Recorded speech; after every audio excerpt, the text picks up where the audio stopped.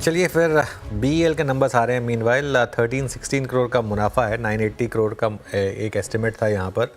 तो पहला number at least estimate से बेटर आया। इसके चलते आपने देखा स्टॉक में एक हल्की सी आपको अपटिक दिखाई दी। बाकी इसके बाद जो बाकी नंबर्स आएंगे वो देखकर शायद मार्केट फैसला करे कि नंबर्स अच्छे हैं या ख़राब है। लेकिन अभी के लिए जो नंबर आया है, पहला नंबर, वो मुनाफे का नंबर है। 1316 करोड़ का मुनाफा, 57-56 करोड़ की इनकम है 49-22 करोड़ के एस्टिमेट के सामने। तो वो नंबर भी अच्छा लग रहा है एक बार के लिए। तो स्टॉक में डिसेंट तेज़ी आपको दिखाई देगी। चलिए इन नंबर्स पे तो खैर बात करेंगे हम, लेकिन पहले बात करते हैं मार्केट की। और आज रिकवरी थोड़ी धीमी पड़ी। सॉरी, सुबह एक बार लग रहा था कि मार्केट में शायद रिकवरी कंटिन्यू करेगी और उसी पेस में कंटिन्यू करेगी, लेकिन ग्रीन में हैं हम। लेकिन थोड़ी सी रिकवरी की पेस कम हुई। और मिड कैप, ख़ास तौर से मिड कैप, क्योंकि शुरुआत मिड कैप की आज बहुत अच्छी हुई। कल की बहुत अच्छी रैली के बाद आज लग रहा था कि मिड कैप में वो कंटिन्यू कर रहा है, लेकिन 10 साढ़े 10 के बाद मिड कैप ने धीरे धीरे गिरना शुरू किया। उस तेज़ी कम हुई। आप साइड में एडवांस डिक्लाइन भी देखिएगा एक बार। ये मिड कैप इंडेक्स है। जब हम सुबह का शो एंड कर रहे थे तब एडवांस डिक्लाइन काफ़ी स्ट्रॉन्ग था, लेकिन उसके बाद जिस तरीके से ये क्रंच हुआ और अब ऑलमोस्ट इवन नंबर पर हम आ गए हैं एडवांस डिक्लाइन में, वो भी थोड़ा दिक्कत वाला मामला। और निफ्टी और बैंक निफ्टी दोनों ने अपर रेंज को रिस्पेक्ट करा है। जो बात हुई थी सुबह भी कि हायर बाउंड्रीज पर शायद थोड़ी रेजिस्टेंस मिले, और अब ऑब्वियसली सबकी नज़र बजट पर रहेगी। Shreya, good afternoon. Good afternoon sir. बिल्कुल, लेकिन टिपिकल एक्सपायरी वाला दिन देखने को मिल रहा है आज बाजार में। ऊपर इस तरह से डे हाई से थोड़ा तो फिसला है निफ्टी। सर क्या रहेगी अब क्लोजिंग स्ट्रैटेजी?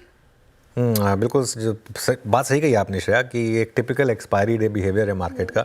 एक रेंज में है, विद इन दैट रेंज एक दो बार लगा होगा कि ब्रेकआउट आ रहा है। कुछ लोगों ने कॉल चेज़ की होंगी, कॉल राइटर्स एकदम सेफ रहे हैं। बिल्कुल टिपिकल एक्सपायरी बिहेवियर। देखिए 23,250 से 23,300 के करीब की एक रेजिस्टेंस है। आज का हाई भी देखिए 23,311, जो 23,350 की हमने सुबह बात की थी 20 डेमा, उसके एकदम करीब। और 20 डेमा पर एक हॉल्ट का रिस्क हमेशा मार्केट के लिए बहुत बड़ा होता है, और अगर 20 डेमा का हॉल्ट आया तो वो कंफर्म करेगा कि ये काउंटर ट्रेंड ही था। और मैंने एक व्यू सुबह भी लिया था कि 23,300 के आसपास थोड़ी प्रॉफिट बुक करिए। मैं अभी भी वही कहूँगा कि ट्रेडिंग प्रॉफिट को 23,300 के आसपास बुक करिए।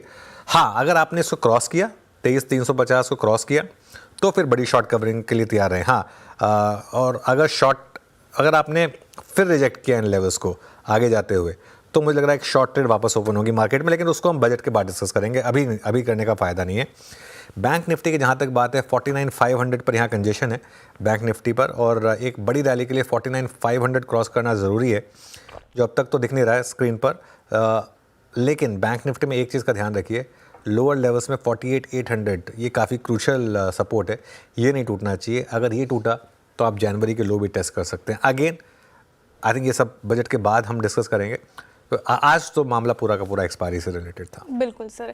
लेकिन सर जिस तरीके से 2 दिन में हमें तेज़ी देखने को मिल रही है, थोड़ा हालांकि आज हायर साइड से फिसला है, लेकिन मिड कैप में जिस तरीके से रिकवरी है, वहाँ पे भी थोड़ा दबाव देखने को मिल रहा है। लेकिन जो तेज़ी देखने को मिल रही है उससे ये कह सकते हैं कि क्या ट्रेंड अब बदलता नज़र आ रहा है? देखिए आज को देख के तो बिल्कुल नहीं कह सकते, और बड़ा ट्रेंड जो है उसको बदलने में टाइम लगता है। बड़ा ट्रेंड 2 दिन की रैली से, जैसे कि 2 दिन की डिक्लाइन से बड़ा ट्रेंड नहीं बदलता, ऐसे ही 2 दिन के रैली से बड़ा ट्रेंड नहीं बदलता है। पहली बात तो 1 फरवरी का बजट आने दीजिए, सैटरडे का। उसके बाद 2-3 दिन मैच्योर रिएक्शन आने दीजिए। मंडे को मार्केट मैच्योरली रिएक्ट करेगा। उसके बाद 2-3 दीजिए मार्केट को। उसके बाद अगर प्राइस एक्शन सुधरा, और प्राइस एक्शन सुधरा सब मेरा मतलब आज जैसा नहीं, कल जैसा प्राइस एक्शन, अगर कल जैसा प्राइस एक्शन आपको 2-3 दिन देखने को मिले, तब हम मानेंगे कि ट्रेंड बदला है। अभी तो बड़ा ट्रेंड नेगेटिव ही है। अभी मेरी जो ओवरऑल अप्रोच है, हालांकि मैंने इस स्विंग को लॉन्ग साइड पे प्ले करने की बात की थी 22,800 के आसपास, कि यहाँ पर अब शॉर्ट कवर करके आप लॉन्ग प्ले करिए, लेकिन वो स्ट्रिक्टली सिर्फ 23,300 23,400 तक का व्यू था कि वहाँ तक की एक शॉर्ट कवरिंग आ सकती है। उसके बाद नो ट्रेड जोन। अगले 2-3 दिन बजट देखते हैं, उसके बाद एक डिसाइड करेंगे कि बड़ा ट्रेड शॉर्ट साइड का है या बड़ा ट्रेड लॉन्ग साइड का है। बजट के बाद श्रेय एक चीज़ मैं बताऊं आपको, एक 1000 पॉइंट की आपको ट्रेड मिलेगी। अब वो लॉन्ग साइड पर या शॉर्ट साइड पर वो बजट के ऊपर डिपेंड करता है। तो इसके लिए पहले से प्री मेडिटेटेड व्यू नहीं लेंगे हम उसके ऊपर, लेकिन अभी तो बड़ा जो ट्रेंड है वो नेगेटिव साइड का ही है। जी सर, नेगेटिव साइड का ट्रेंड तो देखने को मिल रहा है फिलहाल। लेकिन सर जो थोड़ी बहुत भी रैली देखने को मिलती है हमें इंट्राडे में, उसमें क्या करें रिटेलर्स, मतलब बेच कर निकल जाएं, जहाँ पे फंसे हैं वहाँ से निकलने की सलाह रहेगी, कैसे प्ले करना चाहिए? नहीं, ये एक स्ट्रैटेजी हो सकती है कि जहाँ पर आप फंसे हैं वहाँ से निकल जाएं। और एक और चीज़ नोटिस करिए आप, स्पेशली बड़े ऐसे स्टॉक्स जहाँ पर लोग बहुत बुरे फंसे हैं, वहाँ पे वैसे भी रैली टिकती नहीं है। मैं आपको एक एग्जांपल देता हूँ कल्याण ज्वेलर्स का। एक बार जरा कल्याण ज्वेलर्स का इंट्राडे दिखा दीजिए चार्ट पर, स्क्रीन पर रादर। ये देखिए, ये जैसे 466 तक गया लेकिन नीचे आ गया है ना। तो ऐसे कई स्टॉक्स हैं, आपको मैंने एक दो बार पहले वोडाफोन आइडिया का एग्जांपल दिया आपको। तो अगर आप गलत स्टॉक्स में फंसे हुए हैं और हायर लेवल पे फंसे हुए हैं गलत स्टॉक्स में, तो ये रैली आपको एक मौका दे रही है यहाँ से निकलने के लिए। कहाँ पर आपको नहीं बेचना है? रिलेटिव स्ट्रेंथ वाले शेयर्स, जैसे आज सुबह हमने बजाज फाइनेंस की बात की थी, या कई दिनों से बजाज फाइनेंस की बात हो रही है, कोटक महिंद्रा बैंक की बात हो रही है, या इस तरीके के जो स्टॉक्स की बात हो रही है, यहाँ पे बने रहें। और यहाँ पे तो इनफैक्ट मुझे लग रहा है कि आपको इस फॉल में अगर या यहाँ से और स्टॉक्स गिरें तो ऐड भी करना चाहिए। ये मेरा एक व्यू होगा। चलिए अब श्रेया, आपसे जानते हैं एक आज के ट्रेंडिंग स्टॉक्स और फिर आज कार्यक्रम का क्रम। जी सर, तो शुरुआत करते हैं मंदी के ट्रेंडिंग स्टॉक्स के साथ। कहाँ गिरावट हावी हुई दिख रही है फिलहाल, वो अभी आपके स्क्रीन पर। और देखिए यहाँ पे आपको देखने को मिलेगा कि टाटा मोटर्स रिजल्ट के बाद, देखिए रिजल्ट बिल्कुल भी अच्छे नहीं लगे बाजार को, 7.25% से ज़्यादा लुढ़क गया। अडानी पोर्ट्स में बिकवाली हावी 3.5% के करीब। और श्रीराम फाइनेंस कल और परसों इसमें तेजी देखने को मिल रही थी, आज मुनाफा वसूली 2.5% से ज्यादा लुढ़ककर कारोबार करता हुआ। अडानी एंटरप्राइजेस भी इस लिस्ट में शामिल, 2.5% का डेंट इस पर भी पड़ता दिखा है। इसके अलावा देखिए, आप गिरते हुए स्टॉक्स की और बात करेंगे तो यहाँ पे लॉरस लैब दिखेगा आपको, वोल्टास, यहाँ पे क्लियरली आज एक्सीडेंट ऑफ द डे, यहाँ पे 12.5% से ज़्यादा का डेंट पड़ता दिखा। कैम्प्स टूटा है 8.5% से ज़्यादा। एबीबी इंडिया से नहीं हो पाया, 6.5% से ज़्यादा की गिरावट। पेटीएम भी टूट कर रहा है कारोबार 4.5% से ज़्यादा। इनफैक्ट अब देखेंगे कुछ स्टॉक्स में तेज़ी भी देखने को मिल रही है। आज फार्मा पैक देखिएगा तो पूरा तेज़ है, सिप्ला उसमें से 1.25% से ज़्यादा की तेज़ी। पावर ग्रिड में खरीदारी 2.5% के करीब। ओएनजीसी भी आज चढ़ के कारोबार करता हुआ 1.5% से ज़्यादा। और महिंद्रा में भी खरीदारी 1.5% से ज़्यादा की देखने को मिल रही है। लॉरस लैब आज चढ़ा 7% से ज़्यादा, इनफैक्ट 8% के करीब इसमें तेज़ी देखने को मिली है। ग्रैन्यूल्स इंडिया चढ़ गया, केपीआईटी टेक में कल से खरीदारी जारी और आज 5% तेज़। और आईआरएफसी भी रेलवे सेक्टर का ये स्टॉक आज इसमें 3.5% की तेज़ी देखने को मिल रही है। चलिए अब आप शो में आगे बढ़ते हैं और हमारे पैनल से आपको मिलवाते हैं। फंडामेंटल राय देने के लिए हमारे साथ जेएम फाइनेंशियल के आशीष चतुर्मोता जी जुड़े हुए हैं। टेक्निकल कॉल्स के लिए हम चलेंगे प्रकाश गाबा के पास, प्रशांत सावंत, उसके बाद शिल्पा राउत जी, सचिन जी, रुचित जैन जी और सुमित मेहता जी। 2:15 पर यतिन बताएंगे टाटा मोटर्स और वोल्टास क्यों बने एक्सीडेंट ऑफ द डे। साथ ही मिताली बताएंगे हिताची क्यों बना हीरो ऑफ द डे और वर्लपुल में क्यों आ रही है तेज गिरावट। 2:20 पर सेबी के फिनफ्लुएंसर्स पर सख्ती को लेकर बात करेंगे। और साथ ही स्टॉक एज के को फाउंडर विवेक बजाज और कैपिटल माइंड के फाउंडर एंड सीईओ दीपक शनॉय से भी बात करेंगे। 2:35 पर कंचन बताएंगे जसिन बैंक, सनफार्मा और यूपीएल के नतीजों का क्या अनुमान रह सकता है। मिताली बताएंगे ओएनजीसी के नतीजों का अनुमान। साथ ही मंगलम बताएंगे कि कैसे रह सकते हैं मैरिको के नतीजे। इसके बाद 2:45 पर लक्ष्मण और यतिन बताएंगे बजट की बड़ी पिक्चर। 2:50 पर डाबर के नतीजों पर चर्चा करेंगे कंपनी की सीईओ मोहित मल्होत्रा जी। 3:05 पर बाजार पर खास चर्चा के लिए हमारे साथ जुड़ेंगे कोटक महिंद्रा एएमसी के सीआईओ इक्विटी हर्षा उपाध्याय जी। और 3:05 पर यतिन बताएंगे डीलिंग रूम में किन शेयरों पर होगा फोकस। 3:10 पर अनुसार से स्ट्रैटेजी लेंगे कल के लिए। 3:15 पर लेंगे बीटीएसटी एसटीबीटी कॉल्स। चलिए फिर शुरुआत करते हैं और हमारे साथ पैनल तैयार है। गुड आफ्टरनून गाबा सर, बताइए इस समय का trade. Good afternoon to you. इस समय का ट्रेड है शॉर्ट कवरिंग अप मूव वाला ट्रेड है हीरो मोटर्स। काफी गिरावट हुई है from 6000 zones to around 4000 zones. इतनी गिरावट पे बाउंस बैक की उम्मीद कर सकते हैं। ट्रेड कर रहा है 4135। स्टॉप होगा मेरे ख्याल से करीब 4115, ज्यादा नहीं, तो करीब 20 रुपए का स्टॉप है। ऑन द अपसाइड टारगेट करीब 4200 के नजर। Short covering up move hero Motors. ठीक है, हीरो मोटोकॉप गाबा सर के पिक। शिल्पा जी गुड आफ्टरनून, आप क्या पिक कर रहे हैं आज के लिए? Good afternoon. मेरा भी पहला पिक हीरो मोटो ही था। अभी नेक्स्ट पिक जो है वो ऑयल पे रहेगा। ऑयल यहाँ पे फ्यूचर्स अराउंड 417 418 ट्रेड कर रहा है। आप इसमें पार्टिसिपेट कीजिए। स्टॉप लॉस आप यहाँ पे 400 का मेंटेन कीजिए। थोड़ा फेब सीरीज में मुझे लगता है थोड़ा पोजिशनली भी होल्ड करेंगे तो यहाँ पे 445 से लेके 460 के जोन्स आ जाएंगे। SBTST अगर आप कर रहे हैं तो 430 तक के भी लेवल्स आप एक्सपेक्ट कर सकते हैं। ओके, ऑयल इंडिया, ये हो गई शिल्पा जी की पिक इस समय। Sachin, good afternoon. सचिन, आपने क्या पिक किया? गुड आफ्टरनून जी, good afternoon Shreya and good afternoon to all the panelist. मुझे लग रहा है यहाँ पर एक टग ऑफ वॉर चल रहा है between IT and banks, and वहाँ पर आईटी अभी भी थोड़ा सा वीक है। जिस तरीके से कोफोर्ज का स्ट्रक्चर अभी भी है, लगातार हमने चैनल पे इस पे शॉर्ट कॉल्स ही रिकमेंड किए। फिलहाल एक अच्छा सपोर्ट बन रहा था पिछले 2 दिनों से 8500 के आसपास, वो वापस इसने ब्रीच कर दिया है। एंड जिस तरीके से डेटा है, मुझे लग रहा है और थोड़ी सी यहाँ पर स्लिपेजेस हो सकते हैं। सो कोफोर्ज के फरवरी के फ्यूचर्स में बिकवाली करने की सलाह होगी आपको। 8390 तक ये शॉर्ट्स ऐड करने हैं। स्टॉप लॉस आपको 8455 पे लगाना है on the higher side, and हो सकता है कि 8300 का जो सपोर्ट है वो भी ब्रीच हो जाए एंड लगभग अराउंड 8160 तक का एक ड्रॉप नजर आए। तो फ्रेश शॉर्ट्स ऐड करने हैं कोफोर्ज के फ्यूचर्स में। ठीक है, कोफोर्ज के फ्यूचर्स में बिकवाली करने के सलाह फिलहाल। Ruchit ji, good afternoon. आपने क्या पिक किया है? जी, very good afternoon to everyone. Well, Bharat electronics में खरीदारी करने की सलाह रहेगी मेरी। तो प्राइमरली हमने पिछले कुछ समय में मार्केट के साथ साथ डिफेंस स्टॉक्स में भी एक अच्छा करेक्शन देखा है, बट बीईएल में यहाँ पे पॉजिटिव डाइवर्जेंस उसके सपोर्ट के आसपास बन रहा है, जहाँ पे ट्रेंड लाइन सपोर्ट है। और वहीं पे देखें तो रीसेंट स्विंग लो जो प्राइसेस ने बनाया, आरएसआई ने एक हायर बॉटम बनाया, और जब भी ऐसे डाइवर्जेंसेस फॉर्म होते हैं तो यूजुअली स्टॉक का एक पुल बैक मूव एक दिखाने का प्रोबेबिलिटी ज्यादा रहता है। तो करंट लेवल्स पे 262 के स्टॉप लॉस से बीईएल में खरीदारी करें, 290 के अराउंड के टारगेट से स्टॉक में आ सकते हैं। ओके, चलिए अब आशीष चतुर्मुखी के पास चलते हैं। आशीष, गुड आफ्टरनून। आशीष, आपकी stock pick? Good afternoon Anuj, good afternoon Shreya. तो देखिए, हमें जो स्पेशलिटी केमिकल का सेगमेंट है वो काफ़ी इंटरेस्टिंग लग रहा है अनुज। पहले इसकी चर्चा भी की है, तो हमें लगता है कि ये स्पेस अब थोड़ा सा इमर्ज होना शुरू हो चुका है। एक तो रुपये की जो वीकनेस है उसका तो एक बेनिफिट डेफिनेटली केमिकल कंपनीज को मिलेगा, बट साथ ही साथ जिस तरह से एक रिकवरी यूएस और यूरोप मार्केट्स में आएगी और कहीं ना कहीं एक जो रीस्टॉकिंग का ट्रेंड वापस एक शुरू हो रहा है, तो उसका बेनिफिट स्पेशली केमिकल कंपनीज के अंदर में देखने को नजर आएगा।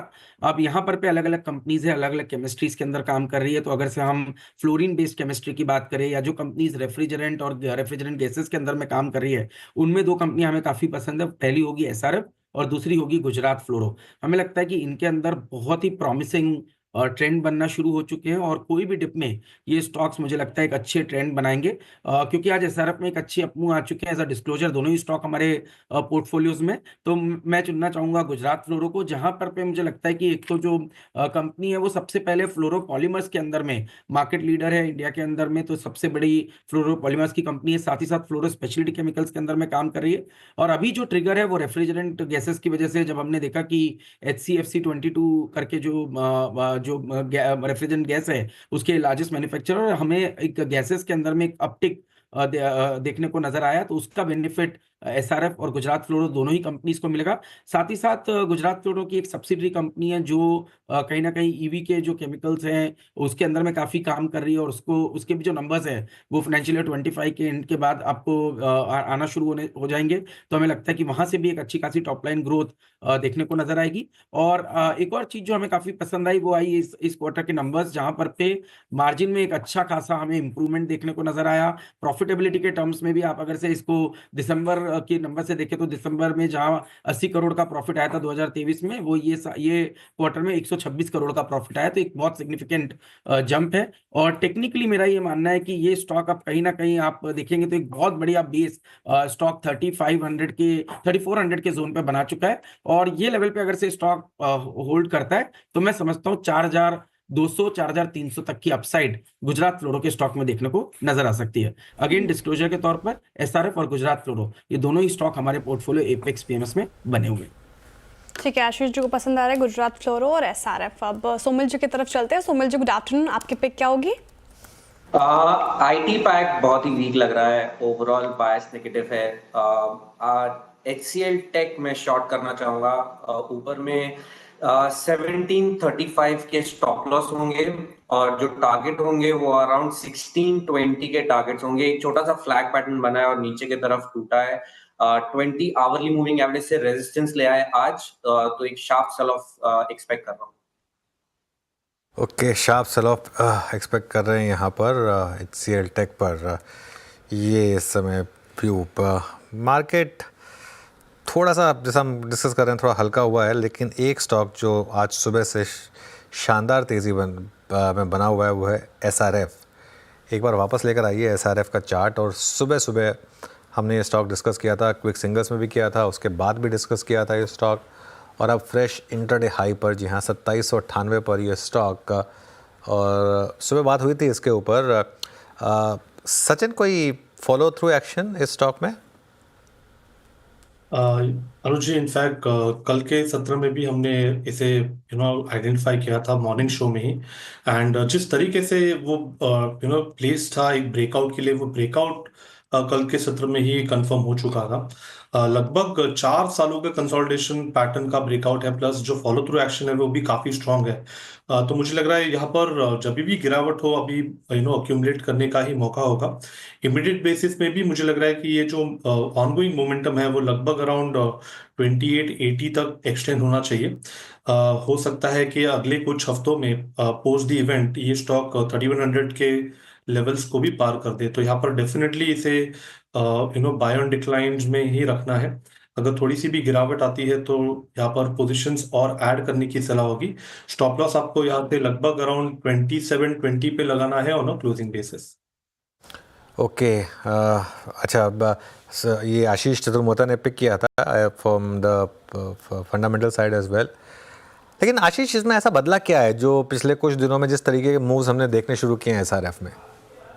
तो बिल्कुल देखिए, जो रेफ्रिजरेंट गैसेस हैं वहां पर पे एक तो थोड़ा सा अनुज अपटिक आना शुरू हुआ है, और दूसरी बात जो है कि हमें लगता है कि जो यूएस में और यूरोप मार्केट में एक रिकवरी आपको देखने को नजर आएगी। एक आप देख रहे हैं वहां पर पे रीस्टॉकिंग का वापस एक ट्रेंड बन रहा है। जो अभी तक हम देख रहे थे कि केमिकल्स को जो सबसे बड़ा चैलेंज आ रहा था वो आ रहा था कि कहीं ना कहीं स्टॉकिंग नहीं कर रहे थे डीलर्स, और अब उसके अंदर में एक चेंज ऑफ ट्रेंड हमें देखने को नजर आया। तो क्योंकि ये इकोनॉमी का रिकवरी होगी और रीस्टॉकिंग होगी, तो वो एक पॉजिटिव ट्रेंड है। दूसरी बात, स्टॉक्स ने काफी लंबे समय से साइकिल खराब रही, तो जनरली जब एक कमोडिटी साइकिल कुछ एक एक्सटेंडेड पीरियड तक खराब होती है तो एक रिकवरी की एक्सपेक्टेशन रहती है, और वैल्यूएशन की कंफर्ट भी यहाँ पर पे है। और अभी आपने देखा रेफ्रिजरेंट गैसेस में एक अपटिक आई, तो ये 3 ट्रिगर की वजह से मुझे लगता है कि ये पूरे स्पेस में एक अच्छा इंटरेस्ट बना। और एक और स्टॉक जिसकी मैं चर्चा करना चाहूंगा, एमी ऑर्गेनिक्स, हमने कई बार आपके चैनल पे इसकी बात भी की, उसके नंबर भी बहुत ही बेहतरीन आए। तो ये क्या होता है कि जब एक ट्रेंड पकड़ता है किसी स्पेस के अंदर में, जैसे केमिकल स्पेस के अंदर में, अगर से 3-4 अच्छी कंपनियों के रिजल्ट आना शुरू हो गए तो मार्केट उसको कहीं ना कहीं पॉजिटिवली देखना शुरू करता है और लीडर्स के अंदर अपनी पोजीशंस को बनाना शुरू कर देता है। बिल्कुल, SRF में अच्छा मूव। लेकिन अनुज सर, आपका भी व्यू मैं जानना चाहूँगी केमिकल एज ए स्पेस। आप कैसे देख रहे हैं जिस तरीके से तेज़ी देखने को मिल रही है पर्टिकुलर कुछ काउंटर्स में, साथ ही कंसिडरिंग बजट भी, किस तरह के डेवलपमेंट्स, एंड आपकी क्या राय रही स्पेस?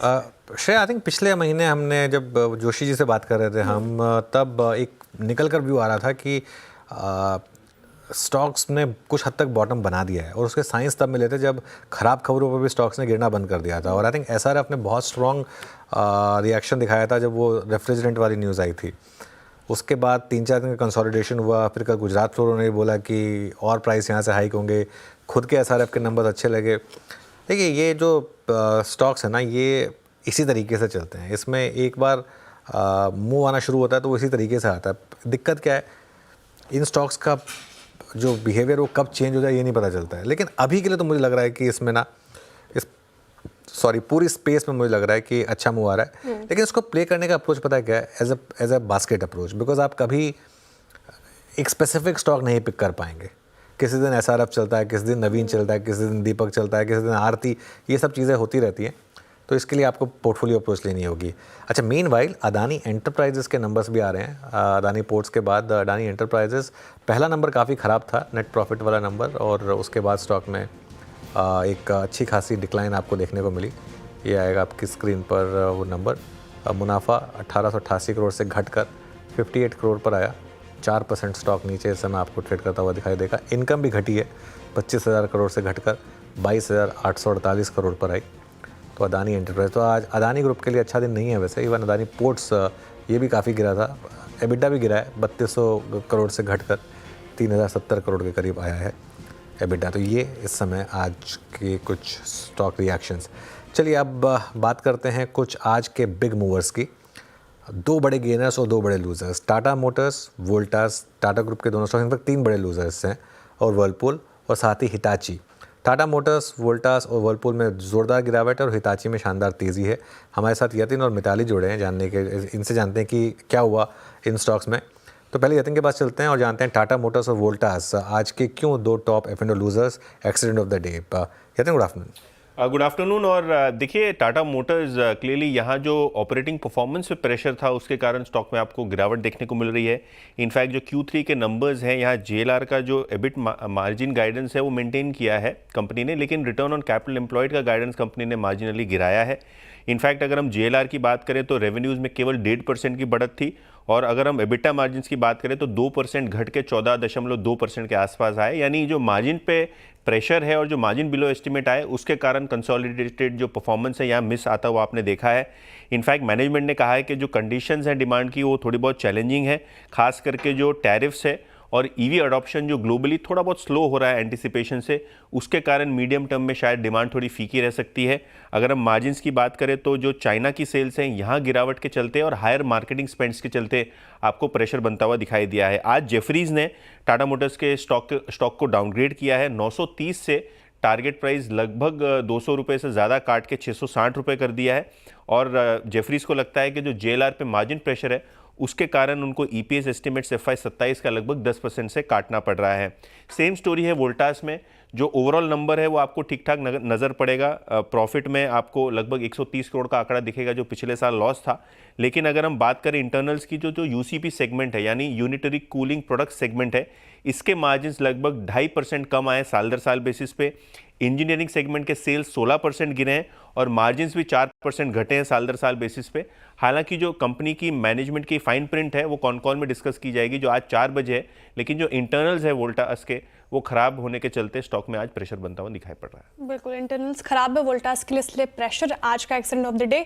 आशीष जी, वोल्टास के नंबर ठीक ठाक रहे, प्रॉफिट देखिए अच्छा कंपनी ने पोस्ट किया, लेकिन क्या गलत साबित हो रहा है वोल्टास के लिए?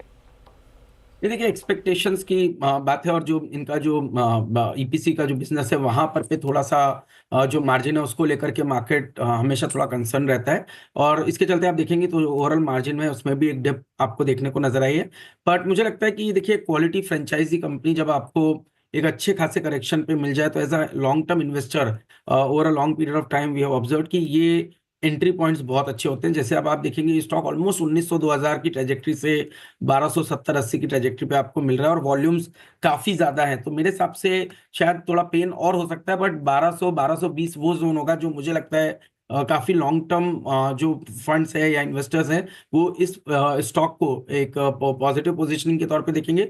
तो मैं समझता हूं कि ठीक है, इन करंट लेवल्स पे शायद इस पे मैं तो कोई नेगेटिव का व्यू नहीं रखूंगा, उल्टा मैं समझता हूं अगर से स्टॉक 1200-1220 की ट्रेजेक्टरी में आए तो वहां पर पे एक इंटरेस्टिंग बाय के तौर पर इसको देखा जा सकता है। तो फिलहाल पॉजिटिव लग रहे हैं आशीष जी वोल्टास पे। अब देखिए हिताची क्यों है आज हीरो ऑफ द डे, ये मिताली बताएंगी। मिताली बताइए। तो हिताची के Q3 के रिजल्ट्स काफ़ी आउटस्टैंडिंग नज़र आए। सबसे पहले ऑर्डर बुक हाईलाइट करना चाहूँगी तो HVDC यानी हाई वोल्टेज डायरेक्ट करंट से इनके ऑर्डर बुक में काफ़ी बूस्ट देखने को मिला है। Q3 में 11,594 करोड़ के टोटल रिकॉर्ड्स ऑर्डर्स यहाँ पे देखने को मिले। ऑर्डर बुक में साल दर साल बेसिस पे 839% की ग्रोथ भी देखने को मिली है। पैट की अगर बात करूँ तो इस क्वार्टर में 5 गुना तक कंपनी का पैट बढ़ता नजर आया। 23 करोड़ का जो आंकड़ा है वो 137 करोड़ पर रजिस्टर हुआ है। रेवेन्यू भी 1672 करोड़ पर रजिस्टर हुआ। ईयर ऑन ईयर बेसिस पे 31% की यहाँ पे ग्रोथ देखने को मिली है और कंपनी अपने स्ट्रॉन्ग कैश फ्लो के चलते इस क्वार्टर में कंप्लीटली डेट फ्री भी होती नजर आई। ऑपरेशनल एबिटा मार्जिन्स भी 10% YOY बेसिस पे बढ़ते नजर आए हैं और कंपनी के पास अभी कुल 19,000 करोड़ के आसपास की ऑर्डर बुक पेंडिंग है, जिससे ये पता चलता है कि आने वाले क्वार्टर्स में काफ़ी स्टेडी ग्रोथ और रेवेन्यू हमें देखने को मिल सकता है।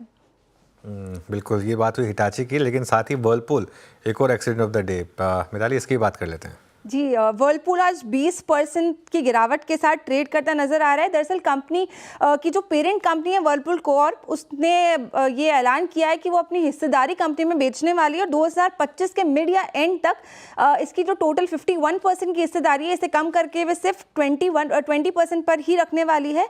और कंपनी का बयान की बात करें तो उन्होंने बताया कि ये स्टेक बेचने के पीछे उनका एक ही मकसद है ताकि कंपनी को ज़्यादा ऑटोनॉमी मिल सके। लेकिन उन्होंने ये भी बताया है कि वर्लपूल इंडिया जो है वो उनके पोर्टफोलियो का अहम हिस्सा बना रहेगा। लेकिन इन्वेस्टर सेंटिमेंट्स यहाँ पे काफ़ी डगमगाते नजर आए और जिसके चलते आज स्टॉक में हमें लोअर सर्किट ही देखने को मिल रहा है सुबह से। Okay, thank you Mitali. तो ये कुछ आज स्टॉक्स जो एक्शन में थे।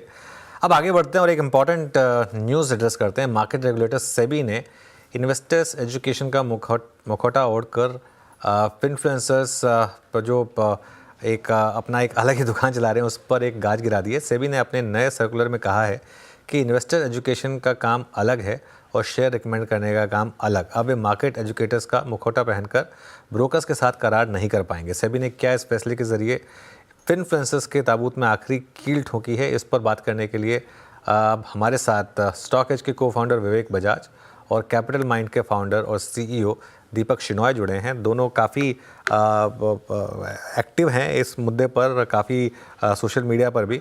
उनसे समझने की कोशिश करते हैं। आप दोनों को गुड आफ्टरनून। विवेक जी, आपसे शुरुआत करूंगा। कैसे देख रहे हैं इस सेबी के जो सर्कुलर को में जो चीज़ें जोड़ी गई आज, उसको आप? सबसे पहले अनुज भाई गुड हैप्पी बर्थडे।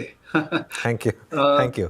ये मैं कहता हूँ देर आए दुरुस्त आए। ये बहुत टाइम लग गया, ये पेंडिंग था काफी दिनों से और मैं और आप हम लोग सबको इस चीज के पीछे लगे हुए थे कि ये जो इन्फ्लुएंसर कैटेगरी, एक तो अनफॉर्चुनेटली इन्फ्लुएंसर नाम भी बदनाम हो गया बिकॉज ऑफ दिस। अदरवाइज बड़ा क्लीन सा नाम था इन्फ्लुएंसर जो फाइनेंस समझाते हैं, but because of illicit practices influencer नाम बदनाम हो गया। तो आई थिंक इसको लीगल फ्रेमवर्क में लाने का I think this is one of the good way SEBI ने जो इसको इस्टेब्लिश किया है। बेसिकली एक बहुत ही सिंपल तरीके से उन्होंने कह दिया कि भाई आप अगर एजुकेटर हैं तो और आप RA license, so everything is around the research analyst license if I am not wrong. तो अगर आप आरए लाइसेंस नहीं लेना चाहते हैं तो आप 3 महीने पुराने डेटा को लेके ही एडुकेट कीजिए, which for me practically doesn't make any sense. Because अगर आप शेयर बाजार जैसी चीज 3 महीने पुरानी डेटा के साथ में सिखाएंगे तो उसका प्रैक्टिकल रेलेवेंस खत्म हो जाता है। तो एसेंशियली रेगुलेटर बोल रहे हैं कि अगर आप एडुकेट कर रहे हैं तो आप आरए लाइसेंस ले लीजिए। लेकिन वो आरए लाइसेंस के अपने चैलेंजेस, अपनी बातें हैं जो अपने बाद में बात करेंगे, but I think it's a welcome move. ये होना चाहिए था and it is a nice way it has come. बिल्कुल। दीपक, आप कैसे देख रहे हैं? मैं आज सुबह कुछ देख रहा था आपकी ट्वीट्स और काफ़ी आप इस पर एक्टिव भी हैं। आसान भाषा में हमारे व्यूअर्स को समझाइए कि क्या एग्जैक्टली अब ये इन्फ्लुएंसर्स कर पाएंगे और क्या नहीं कर पाएंगे। फानू जी, पहले तो हैप्पी बर्थडे आपको। I didn't know it was your birthday, but good to be able to wish you. Thank you. And आपको ये मैं जिस तरह से उन्होंने इन्फ्लुएंसर के रूल्स लिखे हैं, I think they started in अगस्त 2024 में लागू हुए थे। लेकिन काफी ओपन एंडेड क्वेश्चंस थे कि क्या हम ये कर सकते हैं, क्या हम वो कर सकते हैं। सेबी ने अभी जो सर्कुलर निकाला उसमें क्लैरिफिकेशंस हैं कि देखिए जो इन्फ्लुएंसर, जिसको हम इन्फ्लुएंसर कहते हैं, वो 2 चीजें कर सकते हैं, या फिर स्टॉक्स के ऊपर अपना एडवाइस या फिर रिकमेंडेशन देते हैं ऑनलाइन मीडिया या कहीं पे भी। तो दूसरा, वो अपने परफॉर्मेंस के बारे में बोलते हैं कि ये देखिए हमने 40% कमा लिया, आप हमारे साथ जुड़ जाइए, जो भी वो अगर कहते हैं। और अब उस हिसाब से अगर कहते हैं और अपनी वीडियोस या कुछ अगर डालते हैं ऑनलाइन, तो उनको आरए होना चाहिए। अगर वो आरए नहीं है तो कोई भी सेबी रजिस्टर्ड एंटिटी, चाहे म्यूचुअल फंड हो, चाहे पोर्टफोलियो मैनेजर हो, चाहे कोई और हो, और इनके जो डिस्ट्रीब्यूटर्स हैं ये भी इन ऐसे इन्फ्लुएंसर्स को अपने मतलब एडवर्टाइजमेंट के पैसे नहीं दे सकते, या फिर उनसे आप कमर्शियल एंगेजमेंट नहीं रख सकते। तो ऐसे इन्फ्लुएंसर के साथ आप बात कर सकते हो, आप कुछ भी कर सकते हो, लेकिन आप उनके साथ कमर्शियल कॉन्ट्रैक्ट नहीं बना सकते। ये नया रूल है कि उन्होंने ये अलग कहा है किसी और रूल में कि देखो ऐसे इन्फ्लुएंसर्स को के अगेंस्ट हम वैसे भी जा सकते हैं, लेकिन अगर ये पता चला कि आप उनको एडवर्टाइजमेंट दे रहे हो या उनसे आप कमर्शियल कोई कॉन्ट्रैक्ट कर रहे हो तो हम आपको भी पेनल्टी लगाएंगे। ये कोई भी सभी रजिस्टर्ड एंटिटी उस पे they can not give them money, basically वो रूल है। इससे ये जरूर होता है कि जैसे रूल्स को इंटरप्रेट किया जाए कि फिर कोई भी अगर कभी भी किसी स्टॉक के बारे में बात करे तो क्या वो इन्फ्लुएंसर बन जाते हैं रूल्स के हिसाब से? हाँ, लेकिन मुझे लग रहा है क्योंकि इतना ब्रॉड है, सभी ऐसे भी नहीं चाहेगी कि कोई भी अगर कभी भी किसी वक्त भी किसी स्टॉक के बारे में कुछ बोल दें तो क्या वो मतलब उनके अगेंस्ट चल जाएंगे कि देखिए आप तो इन्फ्लुएंसर बन गए। आई थिंक वो रूल्स थोड़ा सा मतलब क्योंकि रूल इतना ब्रॉड है तो उन्हीं के पीछे जाएंगे जहां पे काफी अब्यूज हुआ हो, काफी लोगों ने या फिर किसी से पैसे लिए हों और उसको मतलब किसी ने कंप्लेंट किया हो सभी को कि देखिए इन्होंने हमें गारंटी की थी कि 40% ऊपर जाएगा और अब वो कुछ कह नहीं रहे हैं। ऐसे मतलब ऐसी परिस्थिति में आई थिंक सेबी एक्ट करेगी। एक हिसाब से क्लैरिटी बिल्कुल आ गई है, बट थोड़ा सा ब्रॉड है रूल, तो इसकी वजह से लोगों को अभी भी कंफ्यूजन होगा कि क्या हम किसी स्टॉक के बारे में बिल्कुल अभी भी बिल्कुल नहीं बिल्कुल बहुत सही पॉइंट रेज किया। अच्छा मेरा एक सवाल ये है इसमें, क्या जैसे ब्रोकर्स हैं फॉर एग्जांपल, वो काफ़ी यूट्यूबर्स के जो प्रोग्राम्स होते हैं, जो पॉडकास्ट होते हैं, उनको स्पॉन्सर करते हैं, अब क्या वो पीछे हट जाएंगे? क्या उनको ये लगेगा कि आई नेवर नो किस दिन इस इन्फ्लुएंसर का अगर मन आया और इसने एजुकेशन की बजाय अगर किसी स्टॉक का नाम ले लिया तो कल को मैं कहाँ उसको सेबी को प्रूव करता फिरूंगा? तो इसका कुछ रिस्क है क्या? आई थिंक ये बिल्कुल सही कहा आपने, बिकॉज आई थिंक कंफ्यूजन और बढ़ गई है। क्या अगर मैंने नाम रिलायंस ले लिया, क्या आप कोई भी मुझे कोई म्यूचुअल फंड या फिर एएमसी या कोई भी मेरे से बात नहीं कर सकता? आई थिंक इतना भी नहीं होना चाहिए डर कि इतना ब्रॉड बेस हो जाए कि कोई किसी बारे में बात ही नहीं करे, क्योंकि इंडिया में एक तरह से there is a freedom of speech to that extent. आप ऐसे भी नहीं बोल सकते कि कोई किसी का नुकसान भी नहीं हुआ, मैंने तो कोई फैक्ट्स बता दिए या फिर कुछ कंपनी के बारे में अपनी मतलब जैसे एक तरह से मैंने जो न्यूज़ आया उसको इंटरप्रेट किया, उसका मतलब ये नहीं कि मैं उस स्टॉक को रेकमेंड कर रहा हूँ। वो तो बिल्कुल मतलब दैट इज लिटिल ओवरबोर्ड। क्योंकि लेकिन रूल के हिसाब से आप मतलब किसी लीगल जरिए के बारे को बोले कि एब्सोल्युटली कंप्लायंट होना चाहता हूँ, तो वो तो उस हिसाब से तो आपको किसी बारे में बात ही नहीं करनी चाहिए, हमें तो बस वेदर के बारे में बात करना चाहिए यहाँ पे। लेकिन आई थिंक उतना भी नहीं जाना चाहिए कि थोड़ा सा मतलब ये शायद ऐसा है कि सेबी ने जो लिखा है वो इस वजह से लिखा है कि वो सिर्फ उनके पीछे जाए जहाँ पे अब्यूज बहुत ज्यादा है। रूल्स काफी ब्रॉड है एक तरह से। आई थिंक वो ब्रोकर्स को डर हमेशा रहेगा कि क्या अगर आप किसी से बात कर रहे हो और कल उसने किसी स्टॉक के आप ये तो ऐसा रूल हो गया कि आपको उस लोकेलिटी में घर नहीं लेना चाहिए जहां पे कोई भी क्रिमिनल आज रहता है या फिर कल कोई क्रिमिनल बन भी जाए तो आप पे फॉल्ट होता है, मतलब आपको हम पेनल्टी लगा देंगे। ये थोड़ा सा मतलब थोड़ा ज्यादा ब्रॉड हो गया।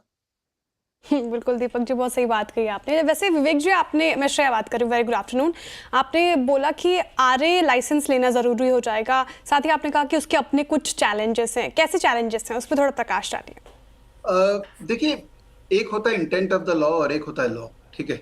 अब इंटेंट ऑफ द लॉ हमेशा कोशिश करता है कवर करे कि अगर आप लीगल फ्रेमवर्क में आते हैं तो आपके ग्रोथ होने के पॉसिबिलिटीज बहुत ज्यादा है। जरूरी नहीं है कि आपको वो लॉ का अधर्म करना ही पड़ेगा, वेयर जब लॉ आ जाता है तब फिर वो ब्लैक एंड व्हाइट हो जाती है कि ये आपको करना ही पड़ेगा।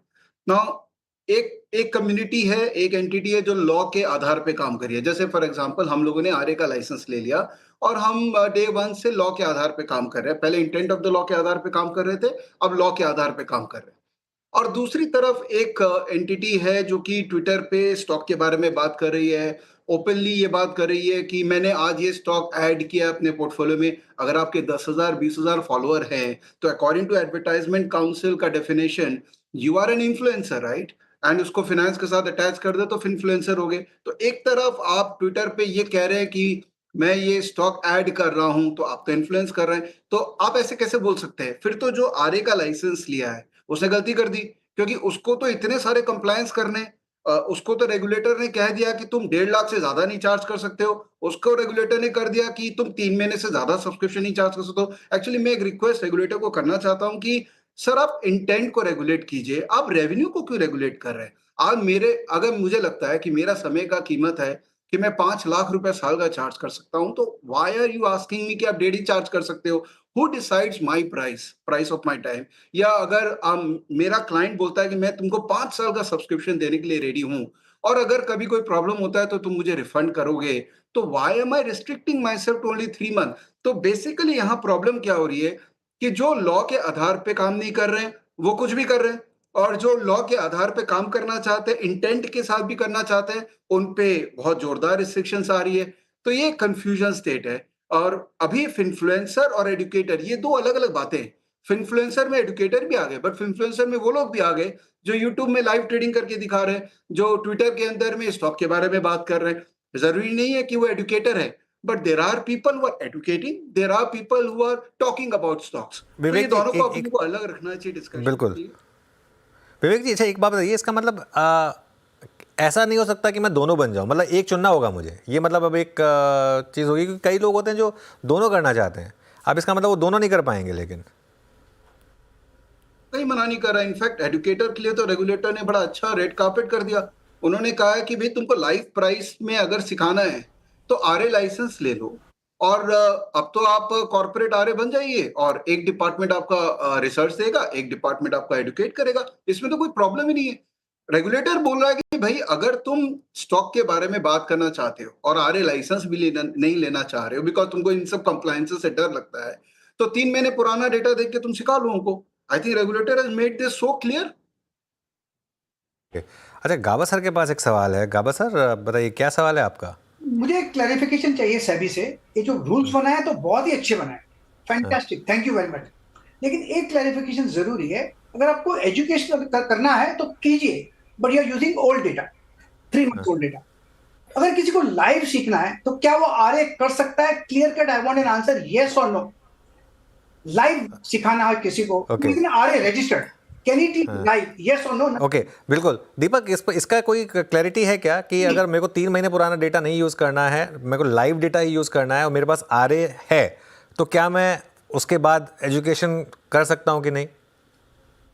क्लैरिटी तो ऐसा है कि ये सर्कुलर है और इसके अंदर में एफएक्यूज है। Law is always subject to interpretation. There may be some area where we can see clarity from the regulator, but as far as my reading of the circular is concern, if you are an RA you can train people in live market, there is no problem.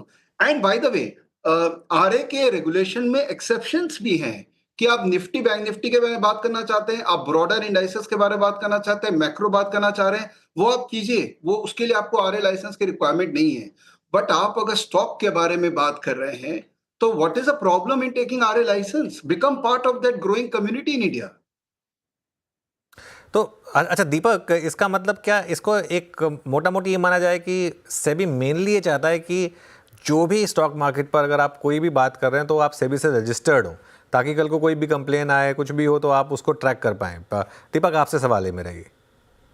I think ये एक तरह से RA rules इसलिए बनाए गए हैं कि लोग, आप अगर आरए का रजिस्ट्रेशन लेना भी चाहते हो, पहले ये हुआ करता था कि आपको यही बिजनेस करना है और कोई बिजनेस नहीं करना है, तो आप आरए तभी बनोगे जब आप रिसर्च आपका प्राइमरी बिजनेस होगा, तभी आपको लाइसेंस मिलेगा।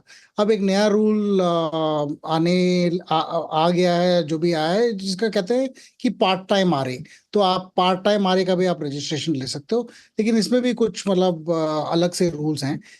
तो रजिस्टर होना जरूरी है, इसलिए आई थिंक कि जिसमें आप स्टॉक के बारे में ऐसा ओपिनियन या इन्फ्लुएंस दे रहे हो जिसमें सभी ये समझती है कि आप उस स्टॉक को इन्फ्लुएंस कर रहे हो। बट यूजुअली ये भी है कि देखिए, न्यूज चैनल्स में या फिर किसी कंपनी के बारे में अगर कोई न्यूज आ जाए तो इसके मतलब ये नहीं है कि सारे न्यूज कास्टर्स को आरए का लाइसेंस लेना पड़ेगा, क्योंकि न्यूज़ तो आया है, कंपनी के बारे में पूछना तो पड़ेगा, बोलना तो पड़ेगा ही। और क्या अगर आप ये क्वेश्चन पूछते हो कि अगले क्वार्टर में आपके क्या रिजल्ट आता है, और मैनेजमेंट से क्वेश्चन ये पूछते हो, तो क्या आपको रजिस्टर होना पड़ेगा? एज पर लॉ अगर आप स्ट्रिक्टली पढ़े तो शायद हाँ, पर आई थिंक एनफोर्स नहीं होगा ये बिल्कुल, कि this would become freedom of speech problem, and that I think is a little too much. So I think ये इंटरप्रिटेशन ऐसी है कि सिर्फ एक्सट्रीम केसेस में एक्शन लिया जाएगा, और नॉर्मल केसेस में नहीं, क्योंकि नॉर्मल केसेस में अगर लोग फिर दूसरे कॉन्स्टिट्यूशनल लिबर्टीज हैं जिसमें वो आई थिंक वो ये रूल्स लागू नहीं हो पाएंगे। तो मुझे ये लगता है कि आई थिंक अगर आपका बिजनेस शेयर मार्केट में किसी को इन्फ्लुएंस कराना, किसी तरह से पैसे कमाना है, तो उस टाइम पे अगर आप किसी स्टॉक के बारे में बोल रहे हो तो आपके पास कोई ना कोई सेबी रजिस्टर्ड वाला लाइसेंस होना चाहिए।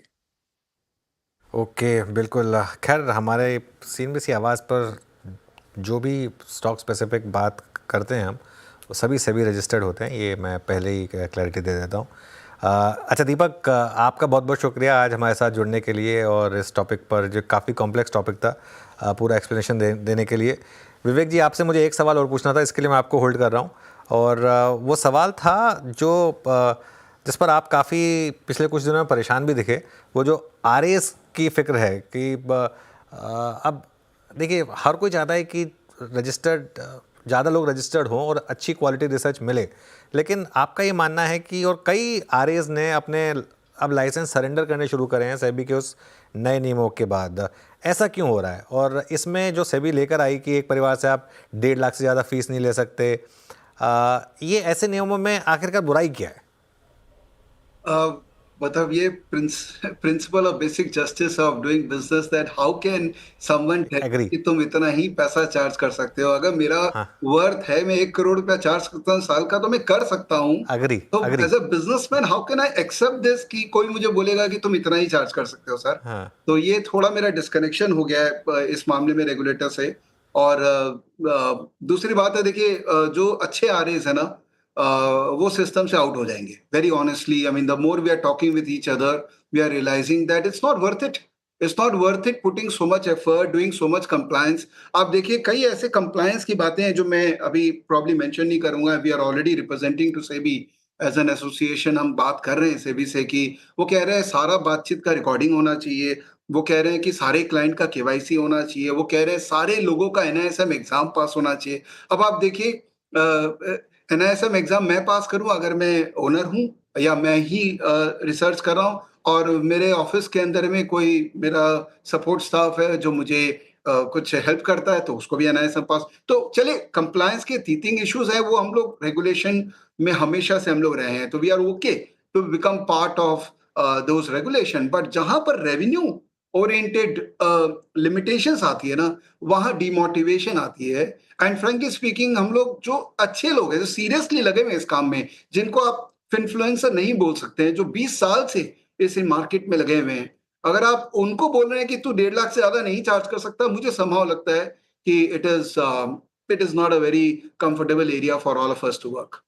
बिल्कुल, ऐसे तो फिर आप किसी लॉयर को बोल दीजिए कि आप एक पर्टिकुलर अमाउंट से ज़्यादा नहीं चार्ज कर सकते एक केस लड़ने के लिए, तो फिर शायद वो लड़े ही ना कुछ केसेस। बिल्कुल, ये यहाँ पे थोड़ा सा ग्रे एरिया है, मैं मानता हूँ। चलिए विवेक, बहुत बहुत शुक्रिया आपका भी इस पूरे टॉपिक पर एक्सप्लेन करने के लिए। किसी दिन डिटेल में आपसे थोड़ा और इस पर बात करेंगे, लेकिन आज के लिए इतना ही। थैंक यू सो मच आज हमारे साथ जुड़ने के लिए। Thank you. चलिए आगे बढ़ते हैं। मार्केट डे लो पर आया मीनवाइल, और निफ्टी एक बार के लिए तो रेड में भी आ गया था, अब वापस ग्रीन में आया, लेकिन फिसला तो है। बैंक निफ्टी भी 49,250 पर। अब बात करते हैं नंबर्स की। बाजार की नज़र होगी कल आने वाले नंबर्स पर। कल निफ्टी में इंडसइंड बैंक, ONGC, सन फार्मा समेत 4 कंपनियों के नंबर आएंगे, नेस्ले भी है, और F&O में मैरिको, UPL, चोला, इनके समेत 10 कंपनियों के नंबर्स आएंगे। हमारे साथ मंगलम, कंचन और मिताली जुड़े हैं ये जानने के लिए कि ये नंबर्स कैसे रह सकते हैं। सबसे पहले मिताली के पास चलते हैं, ONGC के नंबर्स कैसे रह सकते हैं, मिताली बताइए। सर ओएनजीसी की बात करें तो रेवेन्यू में हमें गिरावट देखने को मिल सकती है 7% के आसपास और 32,255 करोड़ के आंकड़े संभव नजर आते हैं। यहाँ पे पैट में हमें 2% की बढ़ोतरी के साथ 9,759 करोड़ के फिगर्स देख सकते हैं। एबिटा में भी 6% की ग्रोथ के साथ 18,000 करोड़ के आसपास ये आंकड़ा देखने को मिल सकता है। लेकिन एबिटा मार्जिन में काफ़ी अच्छी ग्रोथ 730 बेसिस पॉइंट्स के साथ हमें पिछले क्वार्टर का जो 49.34% था वो बढ़कर अभी 56.64% के आसपास यहाँ देखने को मिल सकता है। नतीजों से क्या उम्मीद लगाई जाए उसकी बात करें तो सालाना आधार पर जो ऑयल रियलाइजेशन है वो 2% बढ़ सकते हैं, लेकिन ऑयल वॉल्यूम सेल्स जो है वो फ्लैट नजर आ सकती है और गैस सेल्स वॉल्यूम में भी 7% की गिरावट संभव नजर आती है। और वैल्यू एडेड प्रोडक्ट सेल्स की बात करें तो यहाँ पे 18% तक हमें इसमें ग्रोथ देखने को मिल सकती है। और कृष्णा गोदावरी बेसिन से जो पीक प्रोडक्शन है उसमें देरी के कारण और ऑयल प्राइसेस में जो गिरावट है वो एक चिंताजनक विषय देखने को मिल सकता है। और ट्रिगर्स की बात करें तो गैस प्रोडक्शन रैंप अप पर नजर रहेगी कल ओएनजीसी के रिजल्ट्स के बाद। ठीक है, ये तो बात हुई ओएनजीसी की। अब कंचन बताएंगे आपको इंडसइंड बैंक, सन फार्मा और यूपीएल के नतीजों से क्या उम्मीद है। कंचन बताइए। जी, शुरुआत करते हैं सन फार्मास्यूटिकल के साथ। नंबर हमें पॉजिटिव साइड में देखने को मिल सकते हैं। पहले नंबर्स की बात करते हैं, फिर डोब्स देखते हैं। रेवेन्यू में 8.5% की बढ़ोतरी संभव है। इनफैक्ट कंपनी का जो एबिटा है वो भी हमें 13% तक बढ़ता हुआ दिखाई दे सकता है। मार्जिन भी 1% तक बढ़ते हुए दिखाई दे सकते हैं। मॉडरेट मार्जिन की संभावनाएं जताई जा रही है और जो कंपनी का पैट है, प्रॉफिटेबिलिटी है, वहां पे भी 14% के अपसाइड की एक्सपेक्टेशन लगाई जा रही है। अब देखते हैं जो कि डोमेस्टिक फॉर्मुलेशन का बिजनेस है वहां पे कितनी ग्रोथ है। अनुमान ये जताया जा रहा है कि यहाँ पे भी हमें Y-on-Y बेसिस पे 12% की ग्रोथ देखने को मिल सकती है। इनफैक्ट जो यूएस स्पेशलिटी सेगमेंट है वहां पे भी 12% की और इससे ऊपर भी हमें ग्रोथ देखने को मिल सकती है। जो इनकी जेनरिक दवाई है रेवलिमिड, उसकी जो सेल्स में हमें अच्छा खासा अपसाइड देखने को मिला है, उससे बेसिकली जो इनकी यूएस सेल है उसको एक अच्छा खासा बूस्ट दिखा है। इनफैक्ट कंपनी ने इस टाइम पे आर&डी में भी बहुत सारा खर्चा किया है, उसके बावजूद जो मार्जिन है वो इस टाइम पे स्टेबल साइड में बने हुए हैं। और जैसे कि हमने बात करी रेवलिमिड की, तो उससे उसकी जो सेल्स है उससे भी मार्जिन को काफी अच्छा खासा सुधार मिला है। अब आपको फोकस कहां रखना होगा इसके ऊपर बात कर लेते हैं। ड्यूरोलॉक्सेटिन का यूएस कोई नहीं ये ड्रग्स के नाम मगर नहीं प्रोनाउंस करते, कोई टेंशन नहीं है, बहुत लोग नहीं प्रोनाउंस कर पाते, कोई ठीक है। उसका जो यूएस में लॉन्च है वो किस तरीके का होता है, क्लिनिकल ट्रायल किस तरीके की कंपनी में जाते हैं और जो भी इस टाइम पे ब्रांडेड जेनरिक्स है उसके ऊपर कंपनी का किस तरीके का आउटलुक आता है, इस पे आपको रखना होगा खासा फोकस। इसके बाद बात करते हैं यूपीएल के नतीजों की। नंबर्स आपको काफी ज्यादा अलग से देखने को मिलेंगे, लेकिन इसके पीछे काफी बड़ा रीजन है। रेवेन्यू की बात करी जाए तो 8% के अपसाइड की यहाँ पे उम्मीदें जताई जा रही है। इनफैक्ट जो कंपनी के ऑपरेटिंग नंबर्स हैं, एबिटा है, यहाँ पे 350% तक का उछाल देखने को मिल सकता है। मार्जिन में 14% का एक्सपेक्टेशन है और जो पैट है कंपनी का, वो इस टाइम पे कंपनी उम्मीदें जता रही है कि जो पिछले साल हमें सेम क्वार्टर में 1220 करोड़ का लॉस देखने को मिला था, वहां से कंपनी अब प्रॉफिट में आती हुई दिखाई देगी करीब करीब 810 करोड़ के। अब हमने देखा है कि हमें पिछले साल बहुत बड़ा एक लॉस देखने को मिला था, उससे कंपनी प्रॉफिटेबिलिटी में आ रही है, जिसके चलते जो ऑपरेटिंग नंबर्स हैं वो उसमें हमें एक बड़ा उछाल देखने को मिल रहा है। वॉल्यूम्स कंपनी की बहुत ज्यादा बढ़ती हुई दिखाई दी है, जिससे पूरा का पूरा ये रेवेन्यू ग्रोथ देखने को मिली है। और पिछले साल हमने देखा था कि कंपनी ने काफी सारे खर्चे करे थे, इसकी वजह से कंपनी थोड़ी सी लॉस में आ गई थी, तो उसका मेजर रीजन है इतना बड़ा हमें डिफरेंस नंबर्स के अंदर देखने को मिल रहा है। अब आपको फोकस कहां पे रखना है उसके ऊपर बात कर लेते हैं। जो रॉ मटेरियल की कीमतें हैं वो किस तरीके की रहती है, डेट का जो लेवल है कंपनी का वो कैसा है, केपेक्स को लेके क्या प्लान्स है और ग्लोबल डिमांड सप्लाई चेन पे किस तरीके की आउटलुक आता है, इस पे आपको रखना होगा खासा ध्यान। चलिए एक काम करते हैं कंचन, अब तीसरा नंबर इंडसइंड बैंक का थोड़ी देर में प्रीव्यू करते हैं।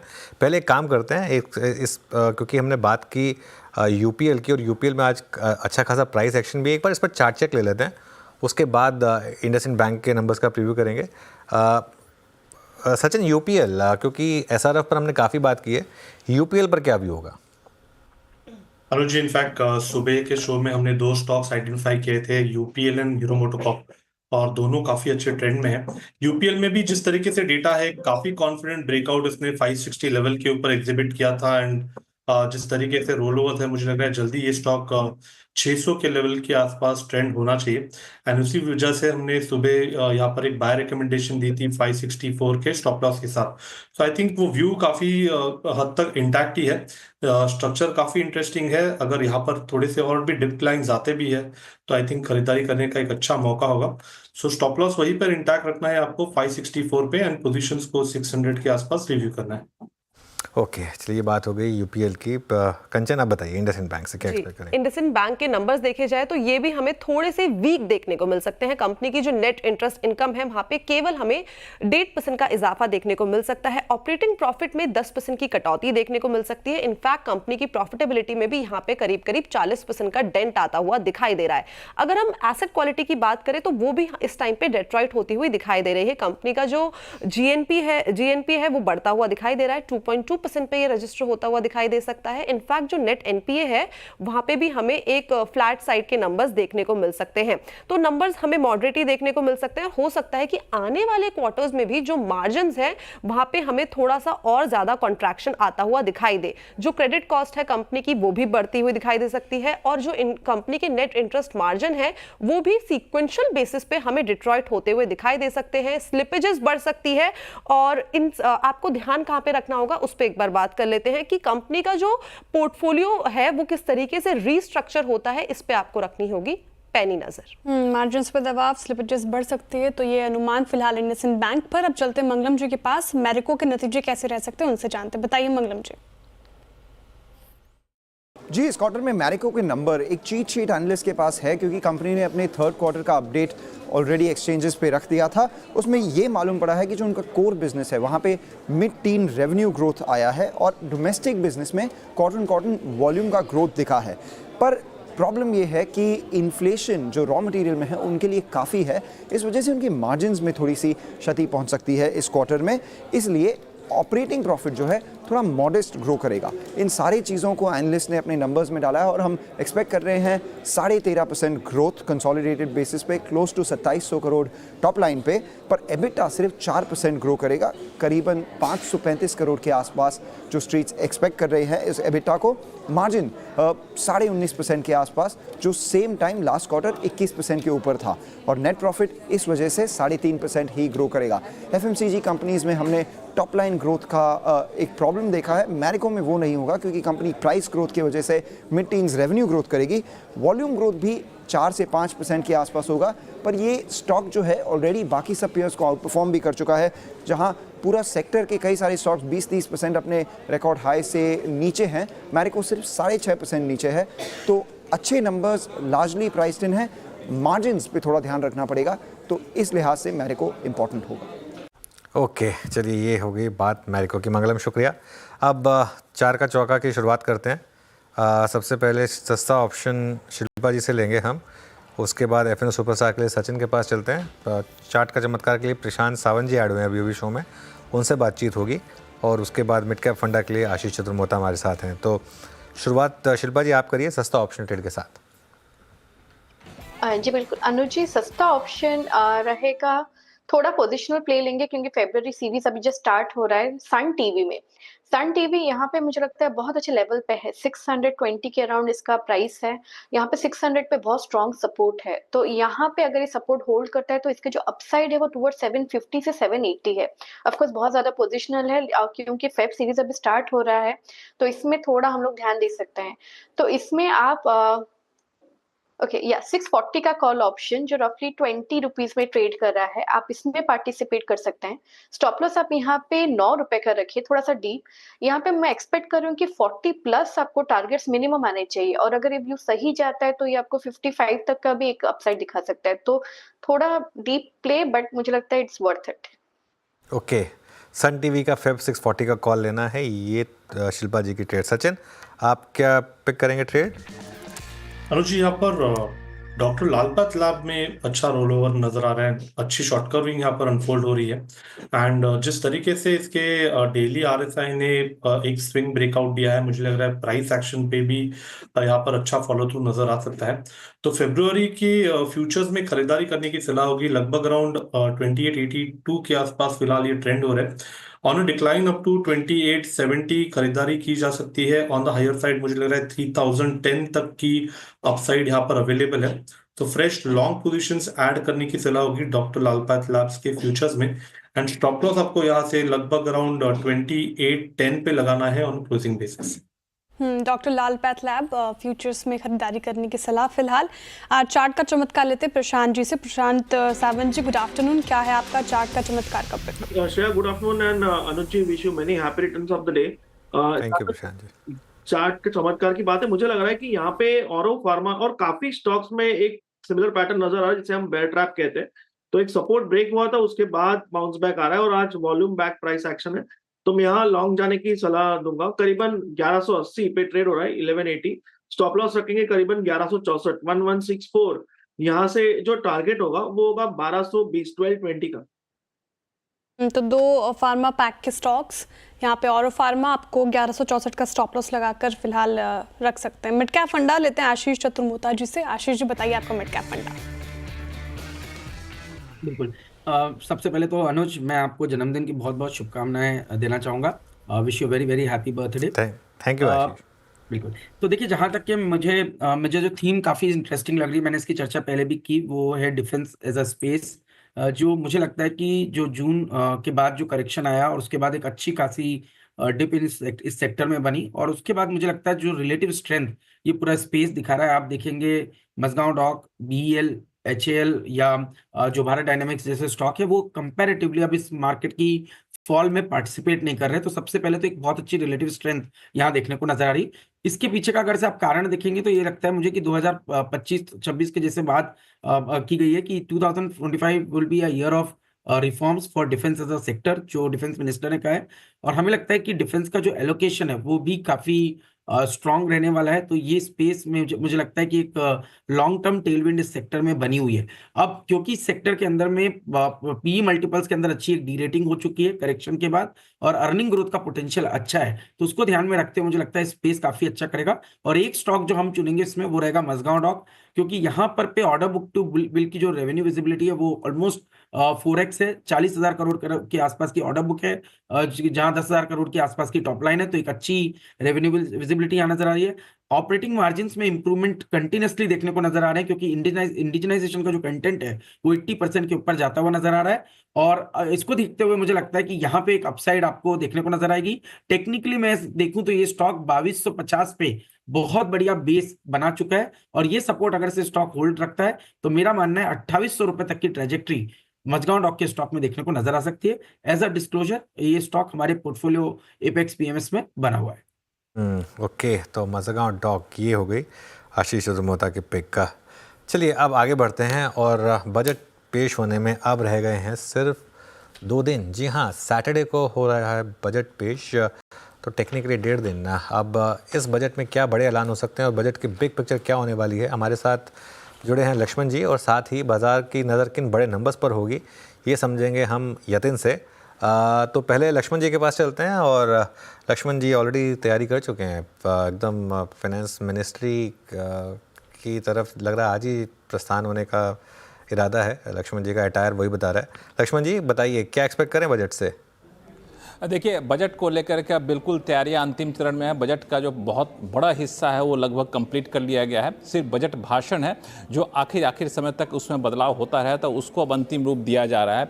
और जो मुझे सूत्रों से जानकारी मिली है उसके मुताबिक इस बजट में सबसे बड़ा फोकस जिस चीज़ पर रह सकता है वो है आपको ग्रोथ को कैसे बढ़ावा दिया जाए। इसके लिए आप कई सारे ठोस कदम, दीर्घकालिक लॉन्ग टर्म कदम वित्त मंत्री की तरफ से आप सुन सकते हैं। और उसमें भी सरकार की तरफ से कैपिटल एक्सपेंडिचर बढ़ाया जा सकता है, खास तौर से रेलवे, पोर्ट और एयरपोर्ट, ये 3 सेगमेंट पर विशेष जोर रहेगा जहां पे सरकार कैपेक्स अपना बढ़ाती हुई आपको दिखेगी।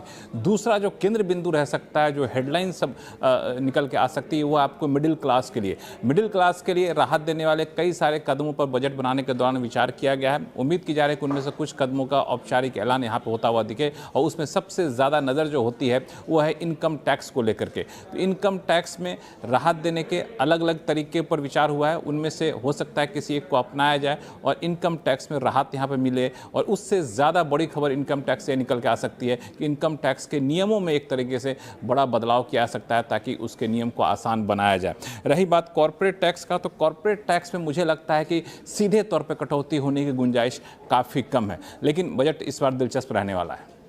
बिल्कुल, बजट में क्या कुछ बड़े ऐलान होते हैं वो देखने वाली बात होगी, लेकिन सबकी नज़र मिडिल क्लास को लेकर क्या अनाउंसमेंट्स होते हैं उस पर ही रहती हैं, वो 1 फरवरी को भी पता चलेगा। शुक्रिया लक्ष्मण जी तमाम जानकारी के लिए। अब यतिन जी के पास चलते हैं और उनसे जानते हैं कि बजट के किन बड़े आंकड़ों पर बाजार की नजर रहेगी। बताइए यतिन जी। तो श्रेया देखिए 5 बड़े आंकड़े हैं जिस पे नज़र रखनी चाहिए। अगर हम बात करें तो FY25 के जो 2 बड़े आंकड़े हैं जहां नज़र रहेगी वो रहेगी फिस्कल डेफिसिट, जो वित्त मंत्री ने पिछले साल अनाउंस किए थे वो किस तरीके से रहेंगे। तो 4.9% के आसपास FY25 का रिवाइज्ड फिस्कल डेफिसिट नंबर का अनुमान है, और FY26 यानी आने वाले वित्त वर्ष में लगभग 4.4 से 4.5% के आसपास अनुमानित है कि ये वित्तीय घाटा यानी फिस्कल डेफिसिट रह सकता है।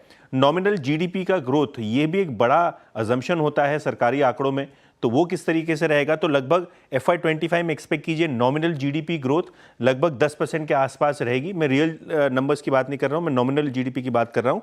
और 11 से 12% जो है FY26 का नॉमिनल जीडीपी रहने का अनुमान है। तो ब्रॉडली 10 से 12% के बीच की ये बड़ी रेंज आपको आती हुई नज़र पड़ सकती है। विनिवेश का आंकड़ा बाजार के लिहाज से काफ़ी अहम माना जाता है। पिछले साल बाजार में वित्त मंत्री ने एक बड़ा डाइवेस्टमेंट टारगेट रखा था, लेकिन वो मीट शायद नहीं होगा। लेकिन FY26 के लिए रियलिस्टिक डाइवेस्टमेंट आंकड़ा जो बाजार देखेगा वो देखेगा लगभग 50,000 करोड़ बेस केस में और लगभग 60,000 करोड़ हायर साइड पे। तो 50 से 60,000 करोड़ के आसपास का आपको डाइवेस्टमेंट टारगेट आता हुआ नज़र पड़ेगा।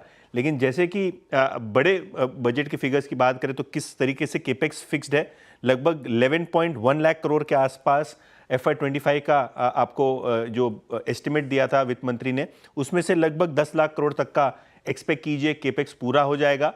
और अगले साल की बात करें तो 11 लाख करोड़ रुपए के आसपास सरकारी केपेक्स होने की अनुमान लगाई जा रही है, जो 10 से 11% का मॉडेस्ट हायर साइड पे आपको दिखेगा नंबर। और अगर हम बजट की बात करें तो FY25 में कौन से बड़े नंबर्स है जो नज़र रखनी चाहिए। कुल केपेक्स कितना होगा, कुल बजट का विस्तार कितना होगा। तो कुल बजट का विस्तार होगा लगभग 48 लाख करोड़ का।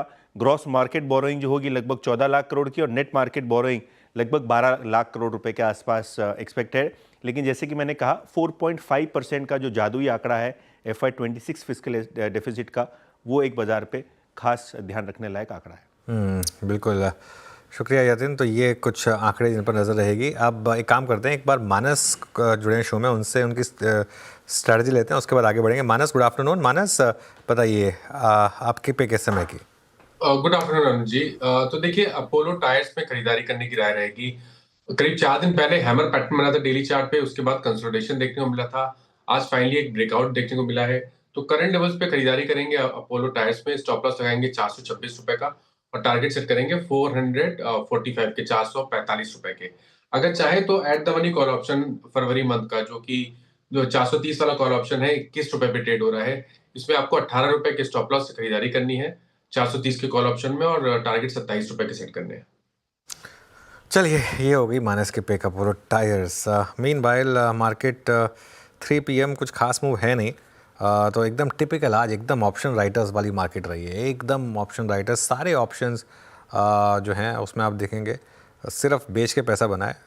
सारे ऑप्शंस अगर आप वॉल्यूम के हिसाब से सॉर्ट करेंगे 99 से लेके 100%, मतलब 99.95% तक का आपको प्रीमियम इरोजन दिखाई देगा, चाहे कॉल्स हों चाहे पुट्स हों, क्योंकि ऑब्वियसली कल इन सब में काफ़ी ज़्यादा एक्शन था।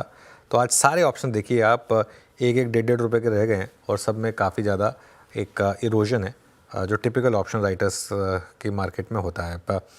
अब चलते हैं हम, हमारे साथ जुड़े हैं कोटक महिंद्रा AMC के CIO इक्विटी हर्षा उपाध्याय। हर्षा जी, गुड आफ्टरनून। तो क्या माने, मार्केट में वर्स्ट इज ओवर या फिर अभी ये कहना थोड़ा जल्दी होगा? गुड आफ्टरनून अनुज।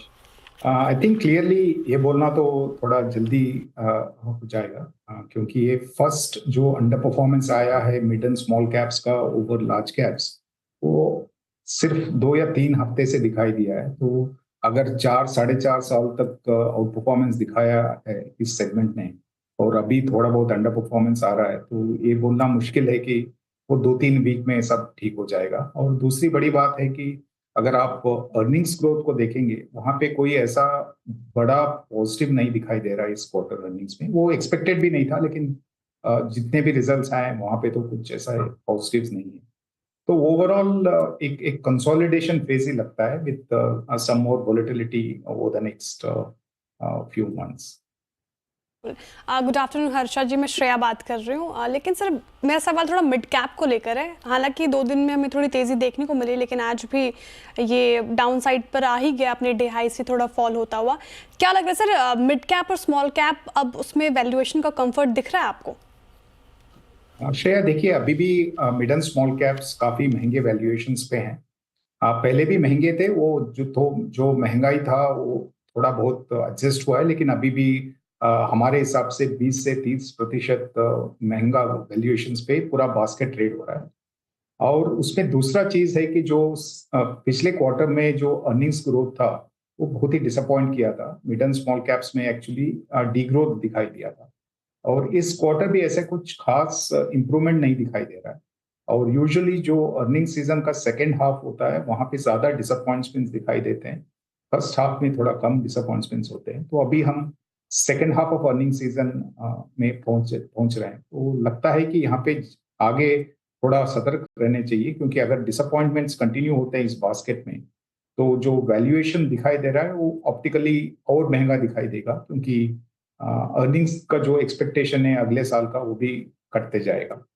तो इसलिए और स्पेशली जिस मार्केट में इतना सारा अच्छा आउट परफॉर्मेंस आया है कोविड पैंडेमिक से लेके अभी तक मिड एंड स्मॉल कैप में, तो वहां पे तो मतलब 2-3 वीक में करेक्शन के हिसाब से लगता तो नहीं है कि पूरा करेक्शन खत्म हो गया। सर तो अभी वैल्यूएशन का कंफर्ट नहीं है, लेकिन सर अभी तक जितने Q3 में रिजल्ट आए हैं वो कैसे लग रहे हैं आपको? कहीं कोई स्पेस में रिवाइवल के संकेत दिख रहे हैं क्या? हालांकि स्लो डाउन ही दिख रहा है, लेकिन कहीं आपको लग रहा है कि ग्रोथ विजिबिलिटी स्ट्रांग है यहाँ पे? देखिए, अगर आप निफ्टी बास्केट की बात करें तो इस क्वार्टर में करीब 6-6.5% का उम्मीद था पैट लेवल पे जो ईयर ऑन ईयर ग्रोथ का एक्सपेक्टेशन था। और अभी तक करीब 40-45% कंपनीज निफ्टी बास्केट में रिजल्ट्स अनाउंस किए हैं, और उनके अगर रिजल्ट्स देखते हैं तो वो भी करीब 6% का ईयर ऑन ईयर ग्रोथ है। यानी कि अभी तक का जो हेडलाइन ग्रोथ है उसमें कोई ऐसा बहुत सारा वेरिएशन नहीं दिखाई दिया है। मिड एंड स्मॉल कैप्स में आप 2 किस्म के कंपनीज को देख सकते हैं। एक में है जहाँ पे एक्सपेक्टेशन भी ग्रोथ का काफी अच्छा रहा है अभी तक, और वहाँ पे कुछ डिलीवरी भी हुआ है, तो वहाँ पे शायद थोड़ा बहुत वॉलेटिलिटी रहेगा, लेकिन फिर भी इंक्रीमेंटल वहीं पे शायद एक्सपोजर्स लोग बढ़ाएंगे। और दूसरा सेगमेंट है जहाँ पे वैल्यूएशंस महंगे थे और नंबर्स भी इतने कुछ खास ट्रेंड नहीं दिखाई दे रहे, तो वहाँ पे जरूर और रिस्क आ सकता है। तो वही एक है एरिया जहाँ पे आपको सतर्क रहना चाहिए। ओके। अच्छा हर्षा जी, क्या इस महीने भी म्यूचुअल फंड्स को उसी तरीके से, ऑब्वियसली जब डेटा आएगा तब कंफर्मेशन मिलेगा, लेकिन आपके पास तो टेलटेल्स साइंस होंगे, क्या उसी तरीके से रिटेल ने पैसा इस बार भी डाला है? इस गिरावट में भी SIP वगैरह उसी हिसाब से कंटिन्यू करी हैं? और अगर ऐसा है तो आपके पास जो और कैश आ रहा है उसको आप कहाँ डाल रहे हैं अभी? अनुज देखिए, ये तो नहीं है कि जो इनफ्लो आता है वो ओवरनाइट नेक्स्ट डे मॉर्निंग हम किसी में इन्वेस्ट करना ही जरूरी है, ऐसा तो नहीं है। तो स्पेशली जब वैल्यूएशंस पे कंफर्ट नहीं है, मार्केट में वोलेटिलिटी है, तो हम थोड़ा बहुत ग्रेजुअल इन्वेस्टमेंट्स भी करते हैं। तो उस हिसाब से जो इन्फ्लोज आया है, जरूरी नहीं है कि सबके सब इन्फ्लोज हमारे जितने भी आया पिछले महीने में वो इन्वेस्ट हो चुका है। मेरे हिसाब से आधा से 1% शायद एवरेज कैश लेवल्स हमारा बढ़ा ही होगा। इसका मतलब है कि जो इनफ्लोज आए हैं शायद वो पूरा इन्वेस्ट नहीं हुए हैं। और ट्रेंड की बात करें तो मेरे हिसाब से SIP नंबर्स में कोई ट्रेंड में बदलाव दिखना नहीं चाहिए, क्योंकि ऐसा तो नहीं है कि 1 महीने का वोलेटिलिटी से कोई अपना सिप बंद कर देंगे या पॉज कर देंगे। तो हमें लगता है कि सिप के नंबर्स तो वैसे ही रहेंगे, और हो सकता है कि लमसम जो इन्वेस्टमेंट्स होते हैं उसमें थोड़ा बहुत वेरिएशन दिख सकता है, या कहीं रिडेम्पशन भी थोड़ा पैनिक में कुछ लोग किए होंगे। बट ब्रॉडली मार्केट के हिसाब से मुझे नहीं लगता है कि कोई बहुत बड़ा ट्रेंड चेंज दिखाई देगा डोमेस्टिक फ्लोज में, एटलीस्ट अभी तक का जो नंबर्स जो अनुमान लगा रहे हैं उसके हिसाब से। सर मेरा फॉलोअप क्वेश्चन नहीं है अनुज सर से, अब ऐसे अनुज सर के क्वेश्चन से। सर ये 2-3 साल में देखेंगे तो रिटेलर्स ने म्यूचुअल फंड्स में काफ़ी ज़्यादा पैसे लगाए हैं, क्या म्यूचुअल फंड प्रिपेयर था इस मार्केट फॉल के लिए? देखिए वो तो हर एक का इन्वेस्टमेंट स्ट्रेटजी के हिसाब से होगा, लेकिन हमारा यही था, आपने भी देखा होगा पिछले कितने शोज में भी हम ब्रोकन रिकॉर्ड की तरफ बात कर रहे थे कि वैल्यूएशंस महंगे हैं और यहाँ पे मिड एंड स्मॉल कैप में जरूर वैल्यूएशन रिस्क है वगैरह वगैरह। तो एक तरफ से हम उसके लिए तैयार थे, तो उसी हिसाब से हमने अपना सेक्टोरल एक्सपोजर और स्टॉक एक्सपोजर चुने थे। तो इनफैक्ट इस अर्निंग सीजन में वो थोड़ा बहुत एक्सपेक्टेड ही था कि नंबर्स इतने कुछ खास नहीं आएंगे। हर्षा जी, सबसे ज़्यादा जो मार्केट में पेन पॉइंट रहे थे वो कुछ सेलेक्ट लार्ज प्राइवेट बैंक्स में थे इस अर्निंग सीजन में। हालांकि उसमें से सिर्फ एक सबसे बड़े बैंक को छोड़ दें तो बाकी बैंकों ने कुछ हद तक पॉजिटिव रिटर्न्स, पॉजिटिव नंबर्स भी डिलीवर किए और मार्केट ने पॉजिटिवली लिए भी। क्या यहाँ पर कुछ टेक्सचर चेंज हो रहा है? देखिए, अगर आप प्री कोविड वैल्यूएशंस और अभी का वैल्यूएशन देखेंगे, इस सेक्टर में बहुत अच्छा खासा वैल्यूएशन कंफर्ट है। जरूर ये भी है कि हेडविंड्स हैं शॉर्ट टर्म में, उस हिसाब से नंबर्स नहीं आएंगे जिस हिसाब से मान लीजिए 7 या 8 साल पहले इस सेक्टर से जो पैट ग्रोथ नंबर्स आ रहे थे। लेकिन हमारे हिसाब से काफी कुछ जो नेगेटिव्स हैं यहाँ पे डिस्काउंटेड है और इस वॉलेटाइल मार्केट में शायद ये अंडर परफॉर्म नहीं करेंगे। और अगर आप अगले साल का अर्निंग्स ट्रेजेक्टरी देखेंगे और हर एक सेक्टर का क्या कंट्रीब्यूशन रहेगा वो देखेंगे, तो जैसे कि इस साल में प्राइवेट सेक्टर बैंक्स या लार्ज बैंक्स जो हैं वो कुछ खास नहीं किए हैं एवरेज मार्केट अर्निंग्स ग्रोथ के तुलना में, लेकिन अगले साल में हमें लगता है कि थोड़ा बहुत बेटर होना चाहिए। तो अगर वो थीसिस सही आता है तो समवेयर फाइनेंशियल ईयर 26 में कहीं ना कहीं जाके आपको एक बॉटमिंग आउट इस सेक्टर में दिखाई देना चाहिए। ओके, अच्छा, एक सेकंड में आता हूँ आपके पास। मार्केट में एकदम से 3 PM मूव आया और देखिए निफ्टी किस तरीके से, जो एक लग रहा था कि एकदम फ्लैट बंद होने की तैयारी कर रहा है, एकदम से 100 पॉइंट की रैली आई निफ्टी में। 23,252 पर आया और बहुत शार्प जंप आपको कुछ स्टॉक्स में, इंडिविजुअल स्टॉक्स में दिखाई देंगे। जैसे कि BEL का एक बार आप इंटरडे चार्ट देखिए, आप नेस्ले का इंटरडे चार्ट देखिए, आप उसके अलावा अगर एक दो और इंटरडे चार्ट, HDFC बैंक का एक बार इंटरडे चार्ट देखिए आप ज़रा स्क्रीन पर। सिर्फ HDFC बैंक क्यों, ICICI बैंक भी, तो काफ़ी स्टॉक्स हैं जहाँ पर एकदम से मूव्स आए इस समय। डाबर के नंबर्स आपकी स्क्रीन पर दिख रहे हैं, 2% स्टॉक ऊपर है।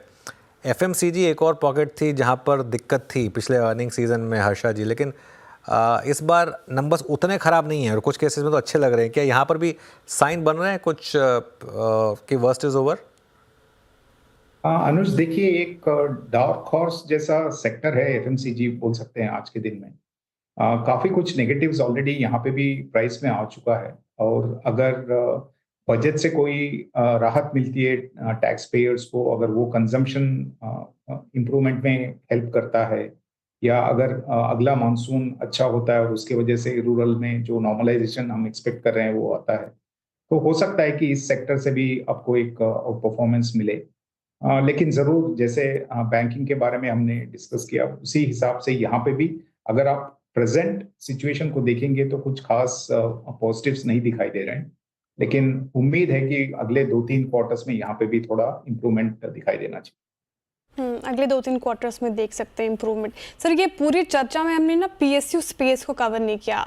ये PSU स्पेस सर, जिस तरीके से रैली देखने को मिली थी हमें पिछले साल, अभी इस साल की शुरुआत और इनफैक्ट 6 महीने में भी उतनी कुछ वाव परफॉर्मेंस दिखाई नहीं है। PSU स्पेस में कहीं बेट लगा रहे सर आप, चाहे वो डिफेंस हो, एनर्जी हो, रेलवे हो?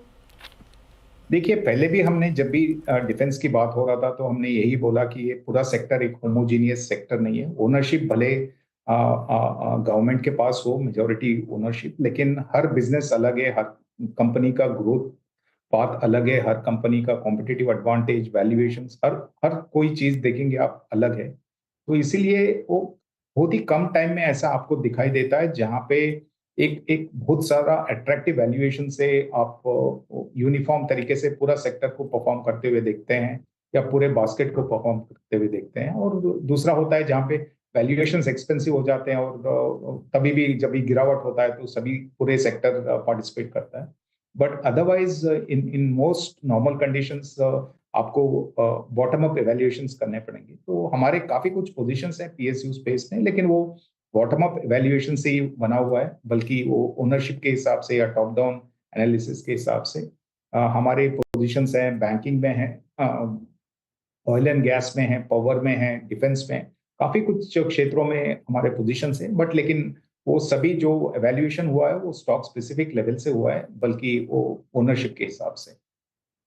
ठीक है सर, बजट में अब बस 1.5 दिन ही रह गए हैं। क्या लग रहा है सर, बजट एक्सपेक्टेशंस क्या हैं आपकी, साथ ही आपको कौन सी स्पेस में लग रहा है कि वहाँ पे बजट से बूस्ट मिल सकता है?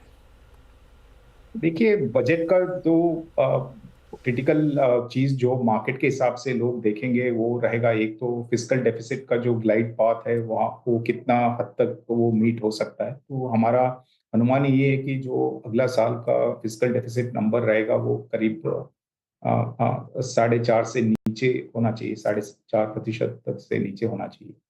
और उस हिसाब से ये भी एक देखना जरूरी है कि एक तरफ आपका फिस्कल कंसोलिडेशन चलता रहेगा, तो दूसरी साइड जो मच नीडेड जो एक्सपेंडिचर प्रोग्राम है उसको कैसे आप कैरी आउट करते हैं। जरूर इस साल थोड़ा बहुत डिले हुआ है, शायद जब फाइनल नंबर्स आएंगे इस साल का बजटेड कैपिटल एक्सपेंडिचर नंबर शायद ही मीट होंगे। और उस बैकड्रॉप पे सबका नजर यही रहेगा कि क्या नंबर्स अगले साल के लिए बजट होंगे और किन किन सेक्टर्स पे उनका फोकस रहेगा। तो हमें लगता है कि काफी कुछ जो क्रिटिकल एरियाज है वहां पे तो कोई कंस्ट्रेंट्स नहीं रहेंगे, जैसे कि डिफेंस, रेलवेज, पावर, ये सब तो बहुत ही जरूरी क्षेत्र हैं, तो वहां पे कोई ऐसा कंस्ट्रेंट्स आपको कैपिटल एक्सपेंडिचर बजट के हिसाब से नहीं होना चाहिए। तो ओवरऑल यही सब देखेंगे। और दूसरा है जो बहुत ज्यादा मीडिया में भी चर्चा हो चुका है, जो इनकम टैक्स रेट्स जो हैं उनके रैशनलाइजेशन या स्लैब्स का रैशनलाइजेशन जो लोग बात कर रहे हैं, अगर वहां पे कोई पॉजिटिव डेवलपमेंट होता है तो डेफिनेटली एक तरफ से कंजम्पशन सेक्टर के लिए और ओवरऑल मार्केट के लिए भी काफी कुछ पॉजिटिव सेंटिमेंट्स मिल सकता है। सर बहुत बहुत शुक्रिया हर्षद जी, तमाम सवालों के जवाब देने के लिए, हमारे साथ जुड़ने के लिए बहुत शुक्रिया आपका। और बाजार की बात करें तो लग रहा था कि फ्लैट क्लोज होगा, लेकिन जाते जाते एक अप मूव निफ्टी में देखने को मिल रहा है। क्या रहेगी सर अब कल के लिए स्ट्रैटेजी? देखिए, मैं व्यू मेरा वही है जो 3 बजे भी था कि 23,300 के आसपास प्रॉफिट बुक करिए। और अगर आपने इस स्विंग में पार्टिसिपेट किया है, आप चाहें तो एक दिन के लिए और एक दिन के लिए और एक्सटेंड करना चाहें तो, लेकिन ध्यान रखिए कि मार्केट में काफ़ी वॉलेटिलिटी आ सकती है बजट से जस्ट पहले। तो मेरा व्यू तो हमेशा ही रहता है कि ऐसे बड़े इवेंट से पहले कोई पोजीशन कैरी ना करें तो बेटर रहेगा। निफ्टी और बैंक निफ्टी दोनों इस समय श्रेया एक मेक और ब्रेक जोन में है। अगले 100 पॉइंट निफ्टी पर, अगले 300-400 पॉइंट बैंक निफ्टी पर काफ़ी क्रूशल हैं, जहां पर मुझे लग रहा है बड़ा सेलर वापस एक बार अपना गेम ट्राई करेगा। और बजट के बाद बाज़ार एक बहुत बड़ा मूव देने की तैयारी कर रहा है। और अब बजट में जैसा आप ही कह रही हैं 1.5 दिन बचे हैं, तो फिर बहुत ज़्यादा टाइम बचा नहीं है, वेट कर लें क्या हो जाएगा। और उसके बाद एक व्यू लें। मेरा व्यू अभी भी यही है कि पोस्ट बजट अगर कुछ डिसअपॉइंटमेंट हुआ तो मार्केट का एक रीसेंट लो टूटने का रिस्क काफ़ी ज़्यादा है। और ये जो रैली है इसे एज मैं काउंटर ट्रेंड रैली देख रहा हूँ। बड़ा ट्रेंड अभी भी डाउन है, ये काउंटर ट्रेंड रैली है। हालांकि इस रैली में हमने पार्टिसिपेट करने को कहा था और पार्टिसिपेट कराया भी है। 22,800 से 850 से बात हुई है इस इंडेक्स पर कि 23,300 350 तक के एक मोस्ट में पार्टिसिपेट करिए, लेकिन ये वही है तो बस। और इस पर मैं इसीलिए कह रहा हूँ 23,300 350 या आप अभी करना चाहते हैं तो यहाँ थोड़ा प्रॉफिट बुकिंग भी करिए। चलिए अब कल की तैयारी करते हैं, डीलिंग रूम चेक लेते हैं और BTST ट्रेड्स पर आते हैं। यतिन के पास चलते हैं पहले। Yatin, dealing room check. Good afternoon. और 2 स्टॉक्स जो आज फोकस में है, सबसे पहले भारत इलेक्ट्रॉनिक्स BEL। नंबर्स काफ़ी शानदार हैं और ऑर्डर जो पिछले हफ्ते आए हैं कंपनी को उसको मिला के ऑर्डर इनफ्लो भी ठीक ठाक दिखाई पड़ रहा है। और डीलर्स की अगर आप माने तो 285 तक के वो टारगेट्स BTST की ट्रेड में रख रहे हैं। जहां तक कि फरवरी के फ्यूचर्स का सवाल है तो ये एक स्टॉक है जहां डीलर्स BTST की एडवाइस दे रहे हैं। इसके अलावा फार्मा में से दिवीज लैब की भी डीलर्स पसंदगी कर रहे हैं। ये एक स्टॉक है जहां 5750-5800 तक के टारगेट्स डीलर्स जो है वो समझ रहे हैं। और डोमेस्टिक म्यूचुअल फंड्स भी यहाँ फार्मा शेयर में कंटिन्यूस खरीदारी कर रहे हैं। तो BEL और दिवीज लैब, ये 2 स्टॉक्स आज डीलर्स के रेडार पे हैं। BEL और दिवीज लैब्स डीलर्स के रेडार पर। यतिन बहुत बहुत शुक्रिया। चलिए अब कल की तैयारी करते हैं और BTST ट्रेड्स लेते हैं। गाबा सर, क्या कैरी करें कल के लिए? एक्चुअली कल ट्रेड तो नहीं करना चाहिए। लेकिन एनीवे ट्रेड देना है दे देते हैं। स्टॉक का नाम है यूनाइटेड ब्रेवरीज, ट्रेड कर रहा है 2125 पर। स्टॉप होना चाहिए 20 रुपए का, 2105 रुपए का स्टॉप, ज्यादा नहीं होना चाहिए और निकल भी फास्ट जाना चाहिए क्योंकि कल साइडवेज मूव नजर आता है मुझे। निकलना चाहिए 2150 के आसपास यूनाइटेड ब्रेवरीज। ठीक है, यूनाइटेड ब्रेवरीज गाबा सर के पिक। शिल्पा जी आप क्या कर रही हैं, BTST या STBT? जी BTST जुबिलेंट फूड में, जुबिलेंट फूड 680 के स्टॉप लॉस से लॉन्ग रहना चाहिए, 720 के टारगेट्स आने चाहिए। जुबिलेंट फूडवर्क शानदार तेजी यहाँ पर भी टुवर्ड्स द एंड आपको दिखाई देगी। प्रशांत जी आप क्या कैरी कर रहे हैं? तो अनुज जी यहाँ पे मैं LIC हाउसिंग फाइनेंस में एक लॉन्ग रेकमेंड करना चाहूंगा। करीबन 584 584 पे स्पॉट ट्रेड कर रहा है, 570 के नीचे 569 569 स्टॉप लॉस रखेंगे और 605 605 का टारगेट होगा। LIC हाउसिंग फाइनेंस 1.5 से ज्यादा की तेजी यहाँ पर। सोमिल जी आप बताइए आप क्या पिक कर रहे हैं कल के लिए? मैं पिक कर रहा हूँ लॉन्ग साइड पे एक ट्रेड डाबर, जो बहुत ही अच्छे कंसोलिडेशन में से ऊपर ब्रेकआउट हुआ है और मुझे लगता है कि ऊपर में टारगेट्स 200 डेली मूविंग एवरेज के बनते हैं। लेकिन एक शॉर्ट टर्म का टारगेट जो है वो है 565 और जो स्टॉप लॉस होंगे वो 520 है। ओके मानस, आपके रेडार पर कौन सा स्टॉक, BTST STBT? तो देखिए BTST के लिए हीरो मोटोकॉर्प में खरीदारी करके जाएंगे क्योंकि यहाँ पर काफी समय के बाद स्टॉक ने 20 डे मूविंग एवरेज को रीगेन किया है। आई थिंक इसके फ्यूचर में करंट लेवल्स पे खरीदारी करनी चाहिए। स्टॉप लॉसेस 4130 के लगा के रखिए और टारगेट सेट करेंगे 40 to 50 के। ओके मीनवाइल थैंक यू मानस। तो ये सारी आज की BTST ट्रेड्स। कुछ स्टॉक्स में क्या शानदार मोमेंटम आए टुवर्ड्स द एंड। ये एक्सपायरी मैजिक है प्योरली। एक बार IRFC देखिए आप, IRFC शायद ये पहली सीरीज़ है इसकी और यहाँ देखिए किस तरीके से टुवर्ड्स द एंड मोमेंटम इस स्टॉक में आया। अब करीब करीब 5% ऊपर ये स्टॉक आपको ट्रेड करता हुआ दिखाई देगा। डाबर की तो बात हुई ही, ये BTST ट्रेड भी है। ट्यूब इन्वेस्टमेंट देखिए एक बार ज़रा, ट्यूब इन्वेस्टमेंट में टुवर्ड्स द एंड एक बहुत शार्प मूव आया। ये एक स्टॉक जो आपके रेडार पर होगा टुवर्ड्स द एंड, अच्छा मोमेंटम यहाँ पर। IRFC की तो खैर हमने बात कर दी। उसके अलावा ग्रैन्यूल्स में भी अच्छा मूव आया टुवर्ड्स द एंड। ये कुछ स्टॉक्स हैं जहाँ पर इस समय आपको अच्छे मोमेंटम दिखाई देंगे। और उसके अलावा अदानी टोटल गैस, ये एक और स्टॉक जहाँ पर अच्छे मूव्स आते हुए।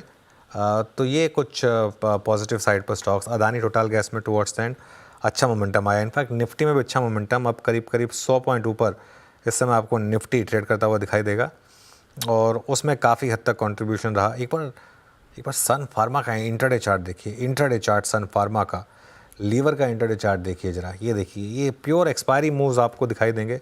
हिंदुस्तान यूनिलीवर का 3 PM मूव देखिए स्क्रीन पर, ICICI बैंक, HDFC बैंक का, रिलायंस लेकर आइए ज़रा टुवर्ड्स द एंड, अच्छा मूव यहाँ पर। ITC में शानदार मूव, निफ्टी अब 104 पॉइंट ऊपर और अब हम डे हाई के काफ़ी करीब। जी हाँ, 259 पर हम ऑलमोस्ट डे लो पर थे निफ्टी पर और अब हम निफ्टी पर ऑलमोस्ट डे हाई स्ट्राइक करने वाले हैं। एक बार निफ्टी का भी जरा चार्ट ले आइए वापस स्क्रीन पर।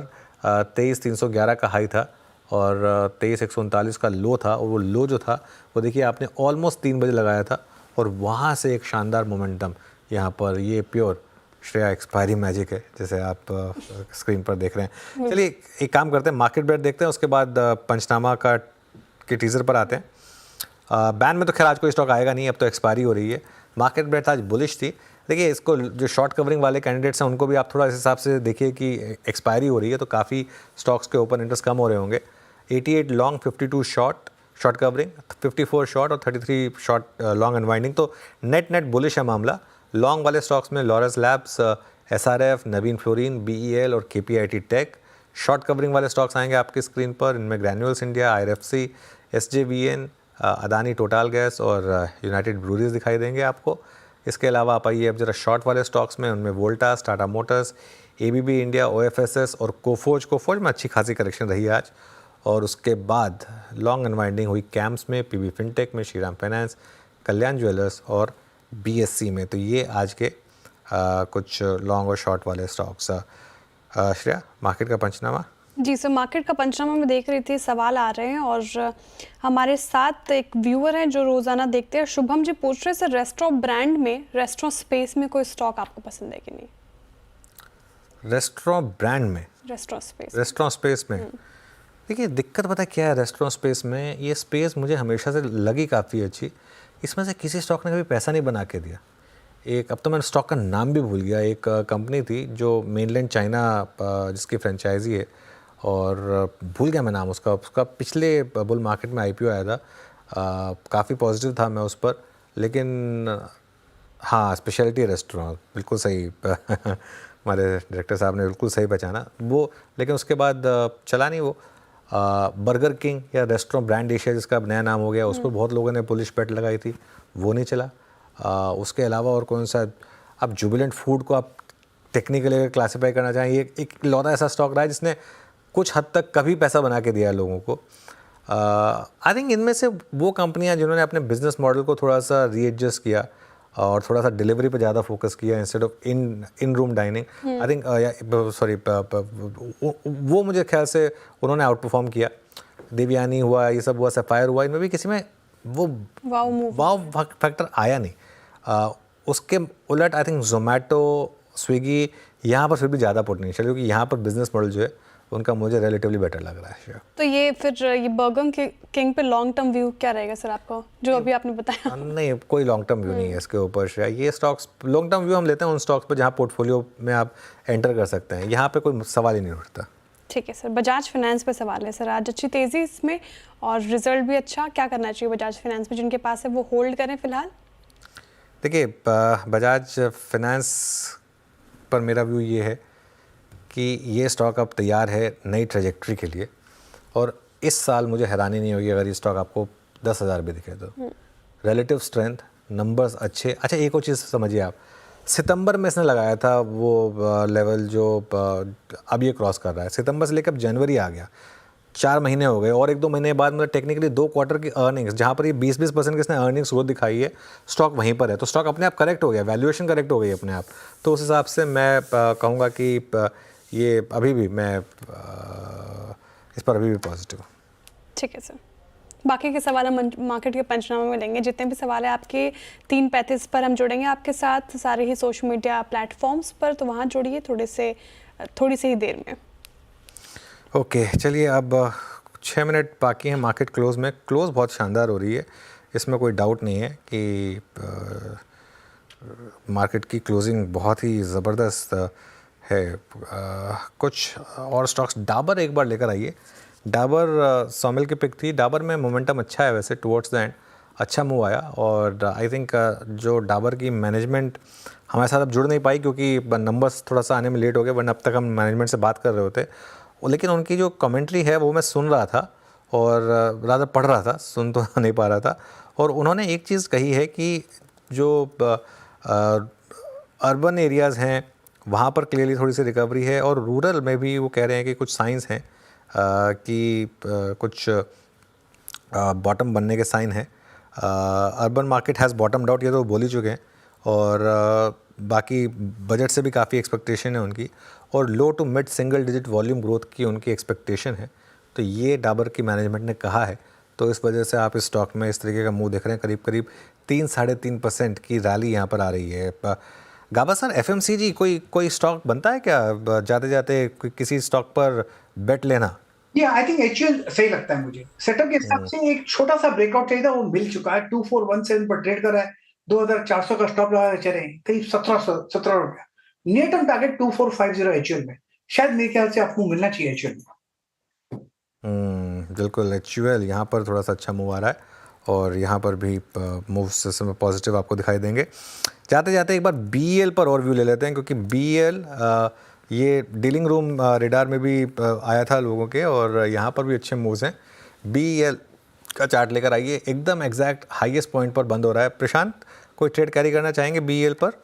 जी absolutely Anuj ji, closing about 20 DEMA, closing at the highest point of the day, closing with highest volume, इससे ज्यादा कुछ एक्सपेक्ट नहीं कर सकते, तो बिल्कुल कैरी करना चाहिए। पोजिशनल अप्रोच रखना चाहिए। 270 स्पॉट आपका स्टॉप लॉस होना चाहिए। यहाँ से जो टारगेट में देख रहा हूँ वो पहला रेजिस्टेंस होगा, एक टारगेट नहीं बट पहला रेजिस्टेंस 290 पे, बट मुझे लग रहा है ये कंफर्टेबली 295-300 तक के लेवल भी दिखा सकता है।